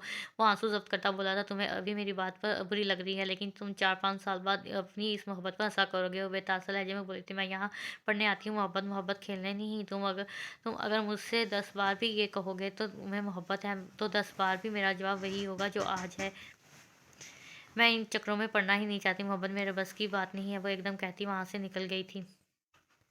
वो अभी तक हैरान खड़ा था। एक अजीब-सी खामोशी उसके आस-पास फैल गई थी। उसे यकीन नहीं आ रहा था कि उसके साथ हुआ क्या है। वो एकदम गिरने वाले अंदाज में बैठा था। आँसू बेख्तियार उसकी आँखों से रवां थे। इनकार ठीक था, लेकिन उसका लहज़ा सुना था, कैसा था? ऐसा नहीं हो सकता, वो ऐसे कैसे बोल सकती है? वो खुद कलामी करता बोला था। वो ऐसे लुटे हुए मुसाफिरों की तरह लगता था जिसका सब कुछ उससे छिल गया हो।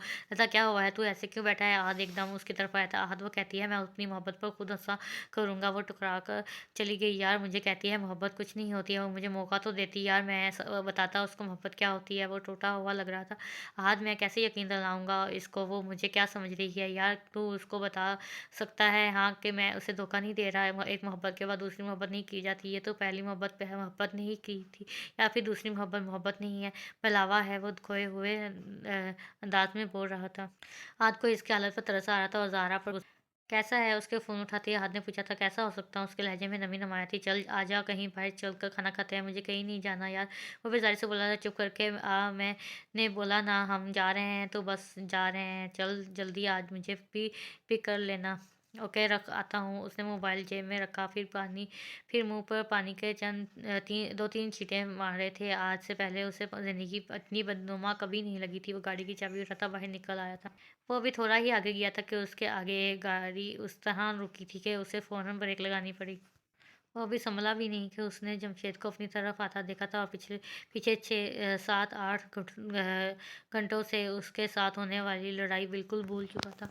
हाँ जी, रज़ा साहब, सोचा तो आपने नहीं होगा कि मैं आप के कभी ऐसे भी मिल सकता हूँ। वो तुमसे मुस्कुराता रज़ा एकदम बाहर निकल आया था। क्या चाहते हो? वो दो टोक बोला था। हौसला मेरे हीरो, बता देता हूँ, इतनी भी क्या जल्दी है? मुझे जल्दी ही है। वो बेखौफ़ी से उसके सामने खड़ा था। तुम्हें उसके सामने मेरी बेइज़्ज़ती नहीं करनी चाहिए थी। अच्छी लगते हैं वो मुझे।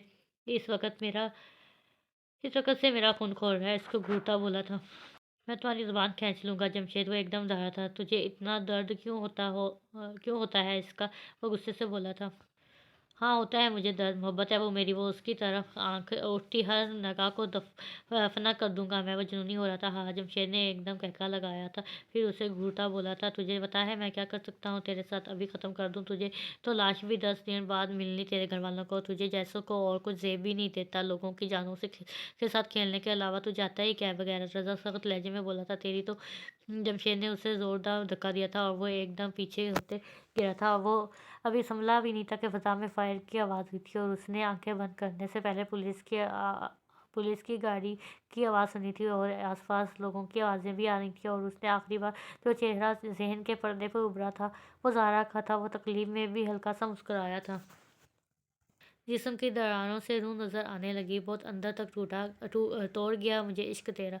रज़ा उसे आवाज़ वो दूर से आती लगी थी, धीमी सी, बेचैन सी। उसने तरीक़ी को चीरते आवाज़ की सिमत देखना चाहा था। उसको अपने जिस्म में शदीद दर्द महसूस हो रही थी। वो फिर से आँखें बंद करना चाहता था और आवाज़ फिर से आई थी, आँखें खोलो यार। आहद इस पर झुका हो रहा था। उसे चंद मिनट लगे थे उसे पहचानने में। वो खाली-खाली आँखों से उसे ही देख रहा था। मुझे माफ़ कर देना यार, मैं ज़िद करता ना तो आज ये इस हाल में होता।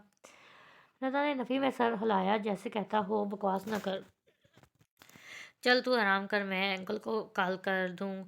वो अभी घर गए हैं। वो एकदम कहता पलटने लगा था कि रज़ा ने उसे आवाज़ दे दी। ज़ारा कहाँ है? वो उससे और देखते बोला था। उसका फ़ोन बंद है। वो बेज़ारी से बोला था, किंज़ा से पूछ ले, उसकी सुई अभी तक ज़ारा में अटकी हुई थी। पूछता हूँ यार, तू आराम कर। वो गुस्से से कहता बाहर निकल गया। जब मुझे पता चला कि रज़ा को गोली लगी है, हमारी भी जमशेद ने है, मेरा दिल किया मैं कुछ कर लूँ खुद को। मैं रज़ा का सामना नहीं कर सकती थी। एक तो उसी दिन उसको पता नहीं क्या क्या बोल दिया था। फिर जो कुछ हुआ, मुझे आज की कॉल आई थी, मैं उठा ही नहीं सकी थी। मुझे लगा वो मुझे इल्ज़ाम देगा और तुम इस शर्मिंदगी में लंदन चली गई। हाँ, लेकिन एक हफ़्ते बाद वो सर झुकाए बोली थी कि कंज़ा ने उसे शदीद घूरी से नवाजा था। और एक हफ़्ता तुम कहाँ थी? कराची, अपनी आंटी के घर। जब रज़ा घर वापस गया था तब मैं लंदन गई थी। मैं चाहती थी वो सेहतमंद हो जाए तो जाऊँ, कम से कम तसल्ली तो होगी हो के वो अब ठीक है। ओह ज़ारा, ये क्या कर लिया तुमने अपने साथ? लड़कियों माना कि तुम लोग काफ़ी अरसे बाद मिली हो, लेकिन टाइम देखा है तुमने? हाथ एकदम टपका था। हाँ यार, सच में बहुत देर हो गई। चलो ज़ारा, फिर मिलते हैं इंशाल्लाह। वो इससे मिलती बोली थी और वो बाहर निकल गई। अब आप भी उठ जाओ। आहद ने उसे अभी तक बैठे देखते घूरा था। वो खामोशी से उठ गई। मना रहा हूँ तेरे बाद बरसियाँ अपनी के जी लिया है तेरे साथ, जितना जीना था। वो और आहद मौसम डिस्कस कर रहे थे कि एकदम तनीन ने बाहर से आते उसे ख़त्म किया। ज़ारा, आफ़ी आपसे कोई मिलने आया है? मुझसे कौन मिलने आ सकता है? वो एकदम उठी थी और वो आद और भाभी को बताती बाहर आ गई थी। उसने अपने गुम होने वाले वाक़ये के बाद रज़ा को नहीं देखा था और ना ही पूछ सकी थी। आद ने उसके बारे में उसे हैरत का शदीद झटका लगा था। इस दिन वाला लड़का बाहर खड़ा मुस्कुराता था। आप यहाँ क्या कर रहे हैं? वो हैरानगी से बोली थी। आपने तो शुक्रिया भी नहीं कहा था मुझे, इसलिए मैंने सोचा कि जाकर अपना शुक्रिया ले आऊँ। वो शरारत से बोला था, बहुत शुक्रिया, आपने मुझे रास्ता दिखाया, लेकिन आई एम सॉरी, मुझे आपका यहाँ आना बिल्कुल भी पसंद नहीं आया। वो नागवारी से उसे देखते बोली थी। हाँ, हाँ, हाँ, मैं आपके लिए आया भी नहीं हूँ। मुझे रज़ा से काम था, मेरे उसके साथ बिज़नेस टर्म्स हैं, इस सिलसिले में मिलना है। लेकिन इसको कॉल की तो अभी होटल में नहीं, तो मैंने सोचा कि सोचा पता कर लूँ आपका क्यों, कि इस दिन रज़ा ने कहा था कि आप उनके साथ हैं, तो क्या क्या ख क्या ख़ैर, सॉरी आपको बुरा लगा तो? वो एकदम पुरसुकून हो गई थी, लेकिन बोली कुछ नहीं। इतने में रज़ा गाड़ी की चाबी घुमाता अंदर आया। वो एक उसे वहाँ खड़ा देख कर चौंका था। चले अब तो रज़ा भी आ गया। हमज़ा ने उसे देखते हुए बोला, चलो कहीं बैठ कर बात कर लेते हैं। रज़ा ने उसके करीब आते कहा था। हमज़ा ने उस बात में सलाया, ओके मैम, मैं चलता हूँ, खुदाफिज़। वो उसकी तरफ देखकर मुस्कुराता आगे बढ़ गया, जबकि रज़ा पहले ही उसे नज़रअंदाज करता वहाँ से जा चुका था। ऐसे बेमहर हैं, पहले तुझे ढूंढे हर सू और पाते ही तुझे फिर से गंवाने लगे अब आ चुके थे। क्या यार, छोड़ दो कुछ देर इनकी जान, आद ने गुस्से से कहा था। तो और क्या करें भाई, इस टाइम बाहर भी कहीं नहीं जा सकते। दानीर ने चिढ़ते हुए कहा, बातें करते हैं ना यार, कुछ और कर लेते हैं, लेकिन इनको अंदर रखो। आद ने उसे घूरा था। चलो महफिल अदब लगाते हैं, आद ने पुरजोश अंदाज में कहा। कौन सा अदब भाई, आपको भी एक ही शेर आता है, वो भी मुझे आता है। अर्ज़ किया है, वो गाली भी मुझे दे तो मैं सुनकर ज़ब्त करता हूँ। मेरे दुश्मन समझते हैं मुझे गुस्सा नहीं आता। मेरे घर के बड़े अक्सर मुझे ये दर्स देते हैं कि कुत्ता काट के बेटा उसे काटा नहीं जाता। और वाह दनीन, भाभी ने उसे दाद दी और दनीन ने एक अदा से अदाब कहा था, जबकि आहद उसके अंदाज पर हंसा था, क्योंकि उसे वाकई बस यही शेर आता था। चलो फिर क्या करें, कोई गेम खेल लेते हैं। आद ने भी फिर तजवीज़ दी। खबरदार आद, हम में से कोई चोर सिपाही वाली पटकियाँ खेलने के मूड में नहीं है। फाद हाथ उठाते हुए बोला, आपस की बात है, ये मेरे बहन भाइयों को ही सारे मसले हैं, बाकी को तो कोई मसला नहीं कह, कोई कुछ नहीं कह रहा। आद गुस्सा होता, सब उसके अंदाज पर हंसे थे। चलो ज़ारा, तुम बताओ क्या करें। आद ने एकदम उसे मुखातिब किया था, कुछ भी कर लो, लेकिन दनीन के साथ मैं भी एग्री करती हूँ कि शेर व शायरी को रहने दो, मुझे भी नहीं आती। हाँ, देखा आपने आहत भाई, मुझे और फहद भाई को ही बड़ा एतराज़ नहीं। तनीन चकी थी। चलो सब छोड़ो, रज़ा से गाना सुनते हैं। आहद एकदम उसकी तरफ मुतवज्जो हुआ था। हाँ सच्ची, रज़ा भाई से गाना सुनते हैं। चले रज़ा भाई, हो जाए शुरू। तनीन ने भी सलाह किया था। नहीं यार, तुम लोग कुछ और कर लो। रज़ा ने एक कदम माजत की थी। क्यों, कुछ और कर ले, गाना सुना तू आराम से। अब की बार आहद ने रौब जमाया था। हाँ रज़ा, सुना है, तुम्हारी आवाज़ अच्छी है तो फिर सुना दो। फहद भाई भी मैदान में कूदे थे। ओके, मैं सुनाता हूँ। उसने बेख्तियार ज़ारा को देखा था। वो भी उसी ही कह दे, तू आएगा नहीं, मुझसे मिल पाएगा नहीं। देखो क्यों राहें मैं तेरी। उसकी आवाज़ में एक अजीब सा शोर था। ज़ारा को ऐसा लग रहा था वो इस आवाज़ के सहर से नहीं निकल सकती। दिल से तू जाएगा नहीं, तू दर्द समझेगा ये नहीं, मुश्किल है आगे ज़िंदगी में। मन था बड़ा, तू होता मेरा, तू ना मिला, गम है तेरा। रज़ा ने उसे देखते से इंतजाब किया था, और ज़ारा खुद को बेबस पाती थी। क्यों दिया दर्द हमें, हम आज तक ना समझे। बुरे हैं क्या इतने, तुम आ ना सके जो मिलने। तो अपने आप पर जब्त करती सर झुका गई थी। उसका दिल चाह रहा था कि यहाँ से भाग जाए, लेकिन वह जा भी नहीं सकती थी। कुछ था जो उसे रोक रहा था। तो हमको भूल गया, लेकिन हम यार, हम पागल थे। सोचा तुम्हें जो तू ना मिला मुझे, दिल को क्या बताऊँ मैं।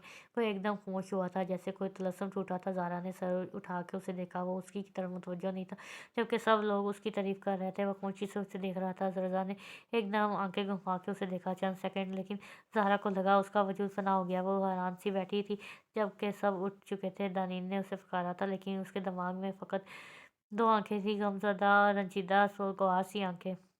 उसने सारी रात तड़पते गुजारी थी। बार बार उसका लहजा उसे तकलीफ देता था, बार बार उसकी आंखें की वीरानगी उसे तंग करती थी। और इस पर यह दुख के वो पिछले 4 साल से रज़ा की बेसुनी की वजह थी। वो एक दो चक्कर नीचे के भी लगा आई थी कि शायद वो वहीं कहीं हो। इंसान तब तक दूसरों के गम को मजाक ही समझता है, जब तक खुद उसका तकलीफ से ना गुजरे। आज उन्होंने वापस जाना था, और वो दानीन तैयार होकर नीचे आई तो आहद उन्होंने का इंतज़ार कर रहा था।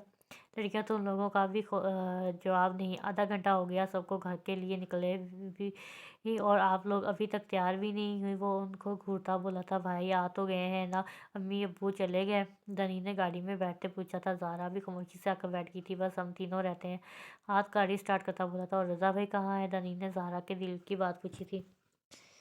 वो अपने एक और दोस्त के साथ चला गया। सुबह उसकी बहुत ज़रूरी मीटिंग थी। वो गाड़ी चलाते साथ साथ बोल रहा था। सारा का मूड ऑफ हो गया था। वो बोलता नहीं, लेकिन कम से कम फास्ट होता है ना। उसने खामोशी से रुख बाहर की तरफ मोड़ लिया था। हर शाम सुलगती आंखों को दीवार में चुनकर जाती है। हर ख्वाब शिकस्ता होने तक जंजीरें शहर में रहता है। किन्जा का ससुराल रावलपिंडी में ही था, वो अपने शौहर के साथ मरी गई हुई थी। वो इनके आने के 1 दिन बाद वापस आई। उसने ज़ाहरा को मिलने के लिए बोला था। वो इस वक़्त रेस्टोरेंट में उसका इंतज़ार कर रही थी। वो ब्लैक ड्रेस में मलबूस थी, सर पर रेड कलर का स्कार्फ़। वो संजीदगी से बैठी थी कि एकदम वो आवाज़ पर चौंकी थी। ज़ारा, शुक्र है आप ही हैं। मुझे लग रहा था कि कोई और ख़तून हुई तो बेइज़्ज़ती हो जाती। हमज़ा बगैर रुके बोल रहा था, ओह प्लीज़, आपका पीछा नहीं कर रहा मैं, आप इत्तेफ़ाक़न मुझे नज़र आई हैं। वो उसकी हैरत देखते बोला था। मुझे लग रहा है मुझे तुमसे मदद लेने पर पछताना पड़ेगा। वो उसे घूरती बोली थी। ऐसा हो ही नहीं सकता। वो उसके सामने बैठे बोला था, अगर मुझे आज खाना खिलाने की ऑफ़र कर दें तो हिसाब बराबर हो जाएगा। मैंने आपकी मदद की और आपने मुझे ट्रीट दे दी। वो आराम से बोला था, मैं क्यों ऑफ़र करूँगी, मुझे कोई शौक नहीं है हिसाब बराबर करने का। वो एकदम हँसी थी, लेकिन उसकी हँसी एकदम सिमटी थी। उसके कुछ फ़ैसले पर रज़ा खड़ा था, फिर वो एकदम वापस पलटा था। रज़ा, रज़ा मेरी बात सुनो। वो उसके पीछे भागी थी। हमज़ा हैरत से उसे देख रहा था। रज़ा मेरी बात सुनो, ऐसा कुछ नहीं है, वो वैसे ही आया था। वो उसे वज़ाहत देने की कोशिश कर रही थी। वो हैरानगी से उसे देख रहा था। उसने तो वज़ाहत नहीं माँगी थी, वो क्यों दे रही थी? मैंने तो नहीं पूछा कुछ, वो आराम से बोला था। मुझे पता तुम्हें लग रहा होगा कि मैं उसके साथ आई हूँ, लेकिन सच में ऐसा नहीं है। तुम आओ, बेशक इससे पूछ लो। उसने उसका बाजू पकड़ना चाहा था। वो एकदम पीछे हटा था। मुझे कुछ नहीं लग रहा ज़ारा, तुम प्लीज़ अपनी जगह पर वापस जाओ, लोग देख रहे हैं। वो एकदम गुस्सा हुआ था। मैंने तुम्हें देखा था, तुम मुझे देख कर पलटे थे। वो फिर से वही बात कर रही थी। मुझे लगता है मुझे ही चले जाना चाहिए यहाँ से। वो गुस्से से वहाँ से निकल आया था। प्लीज़ मेरी बात सुन लो। वो घर आकर ना जाने ज़ारा रज़ा को कितने मैसेज और कॉल कर चुकी थी। ज़ारा, क्या मसला है तुम्हें? उसका मुख्तसर जवाब आया था। उसने एकदम कॉल की थी और रज़ा ने कॉल काट दी थी। तुमने अगर मेरी बात ना सुनी तो मैं नर्वस काट लूँगी। उसने एकदम मैसेज लिख भेजा था। 1 सेकंड के अंदर इधर से कॉल आने लगी थी और उसने फ़ौरन कॉल उठा ली थी। क्या बकवास की है अभी तुमने? वो एकदम गुस्से से चीखा था। मुझे तुमसे बात करनी है। और रोते हुए बोली थी, क्या बात करनी है? तुमने करो। वो गुस्से से बोला था, ऐसे नहीं, मैं तुम्हारे फ्लैट आती हूँ। तुम इस वक़्त मेरे फ्लैट नहीं आओगी। आज हम कल बात कर लेते हैं। वो थोड़ा-सा नरम हुआ था। नहीं, मुझे अभी बात करनी है। तुम आ जाओ मेरे घर। नहीं, मैं तो सच में नर्व्स काट लूँगी। क्या पागलपन है ज़ारा? वो चीखा था। तुम आ जाओ बस, उसने कहते फ़ोन बंद कर दिया था। वो बेल की आवाज़ सुनते दरवाजे की तरफ दौड़ी थी। वो कितनी देर उसे खड़ी देखती रही थी और रज़ा को उसके अंदाज़ हैरत में मुतला कर रहे थे। अंदर आ जाओ क्या? वो काफ़ी देर से बाहर खड़ा था और ज़ारा का कोई इरादा नहीं नज़र आ रहा था उसे अंदर बुलाने का। आ जाओ प्लीज़। वो एकदम शर्मिंदा हुई थी। वो खामोशी से चलता जाकर सोफ़े पर बैठ गया था और वो दूर खड़ी उसकी मौजूदगी का यकीन कर रही थी। क्या बात करनी थी तुमने? वो बेज़ारी से बोला था। वो आराम से चलती उस तक आई थी, फिर एकदम उसके कदमों में बैठ गई। मुझे माफ़ कर दो रज़ा, खुदा के लिए मुझे माफ़ कर दो। वो रोते हुए उससे कह रही थी। वो एकदम साकत हो गया था, फिर खड़े होते उससे दूर हुआ था। ये क्या कर रही हो तुम ज़ारा? वो हैरानगी से बोला था। उठो। इसने उसे कंधों से पकड़ते उठाया था। तुम्हें समझ क्यों नहीं आ रहा रज़ा? वो इससे इल्तिजा कर रही थी। क्या समझ नहीं आ रहा? वो उसकी आंखों में देखता बोला था। वो आंखें झुका गई, फिर उसकी तरफ देखकर बोली, तुम्हें यकीन नहीं आ रहा ना? वो बेबसी से बोली थी। तुमने किया था यकीन? वो उसको माजी का हवाला देते बोला था। मैं माफ़ी भी तो मांग रही हूँ ना? वो रोते हुए बोली थी। वो हल्का-सा मुस्कुराया था, फिर सख्त लहजे में बोला था, तुम तो कहती थी मैं 4-5 साल बाद उस पर इस मोहब्बत पर हँसा करूँगी, फिर तो मुझे माफ़ नहीं कर सकते? वो इल्तिजा करते बोली थी। वो खामोशी से देख रही थी। मुझे मोहब्बत नहीं रही अब। वो याद है मुझे हकीकत बताई थी तुमने कि आजकल हर दूसरे बंदे को मोहब्बत हो जाती है। रज़ा उसको बगौर देखता बोला था, तुम झूठ बोल रहे हो। तुम्हें अगर मोहब्बत नहीं करते तो मेरी धमकी देने पर क्यों आए? मरी में जब मैं खो गई थी तो मुझे ढूँढने क्यों आए थे? तुम तरस खा लो मुझ पर। वो शिद्दत से रोती बोली थी, जब तुम्हें पता था मैं मर रहा हूँ तो तुम लंदन क्यों गई थी? तुम्हें भी तो तरस नहीं आया था मुझ पर? वो एकदम डरा था। रज़ा, मैं वो कोई जवाब देती कि रज़ा ने उसे रोक दिया था। तुम्हें पता है मैंने अस्पताल में तुम्हारा कितना इंतज़ार किया। मुझे हर आट लगता था कि तुम आई हो, लेकिन तुमने 4 साल लगा दिए आने में और मैं अब आहटों पर चौंकना छोड़ चुका हूँ। मैंने 4 साल पहले तुम्हें जो सज़ा दी थी मुझे सच में मिलनी चाहिए। मुझे तुम्हारा हर फैसला मंज़ूर है। उसने रुख मोड़ के आँसू साफ़ किए थे। वो उसे बग़ौर देख रहा था। कुछ देर इन दोनों के दरमियान खामोशी छाई थी। इस खामोशी को ज़ारा की आवाज़ ने तोड़ा। मैं कल सुबह वापस जा रही हूँ, लेकिन मैं तुम्हें इस तरह नहीं देखना चाहती। वो आराम से चलता उस तक आया था, फिर उसे अपने मुकाबले खड़ा करते बोला था, अब अगर तुम गई तो तुम सच में मुझे ऐसे नहीं देखोगी। पता है कैसे देखोगी? सफ़ेद कफ़न में लिपटा हुआ। फिर तुम रोना, तड़पना, इंतज़ार करना। मैं लौट कर नहीं आऊँगा। अपने हाथों से कब्र सजाना मेरी, और वहाँ बैठकर रोना रोना मत। वो कुछ और भी कहता कि वो एकदम खामोश होना पड़ा। ज़ारा ने एकदम उसके मुँह पर हाथ रखा था। तुम बहुत बुरे हो, फूट-फूट कर रोने लगी। तुमने मुझे कहीं का नहीं छोड़ा। वो हाथों में अपना मुँह छुपाए रो रही थी और रज़ा उसको रोता देख रहा कैसे देख सकता था? उसने आराम से उसे अपने साथ लगाया था। ज़ारा, तुमने मेरे साथ-साथ खुद पर भी ज़ुल्म किया है। वो उसे खामोश कर रहा था, बोल रहा था। वो काफ़ी देर दोनों के रोने के बाद उससे अलग हुई थी। अब क्या इरादा है? मतलब जसवीर से उसे देखता बोला था। उसने नासमझी से उसे देखा था। शादी करोगे मुझसे? वो उसकी आँखों में देखता बोला था। वो एकदम शर्माए हुए रुख मोड़ गई। चलो तुम ना भी करो, मैं तो तुम्हें से करूँगा। रज़ा ने उसका रुख अपनी तरफ करते कहा था। बांध लेंगे हाथ पर सीने पे सजा लेंगे तुमको। जी में आता है कि तवीज़ बना लेंगे तुमको। बाज़ दफ़ा हम कोई अमल मामूली समझ कर गुजरते हैं। वो अमल हमारी ज़िंदगी में आगे जाकर नासूर बन जाता है। हर बात का एक मतलब होता है, एक मखसूस मैनी, और जो कोई इस मैनी को मद्देनज़र रख कर चलता है उसी को ज़िंदगी मौका देती है। दुनिया इतनी भी हसीन नहीं होती जितनी हमें लगती है। और तुमको खुद बहुत ही अच्छा नावल था। आई होप आप लोगों को पसंद आया होगा। तो प्लीज़ चैनल को ज़रूर सब्सक्राइब कीजिएगा, बेल आइकन के बटन को प्रेस कीजिएगा, वीडियो को लाइक भी कीजिएगा। इंशाल्लाह नेक्स्ट वीडियो में मिलते हैं।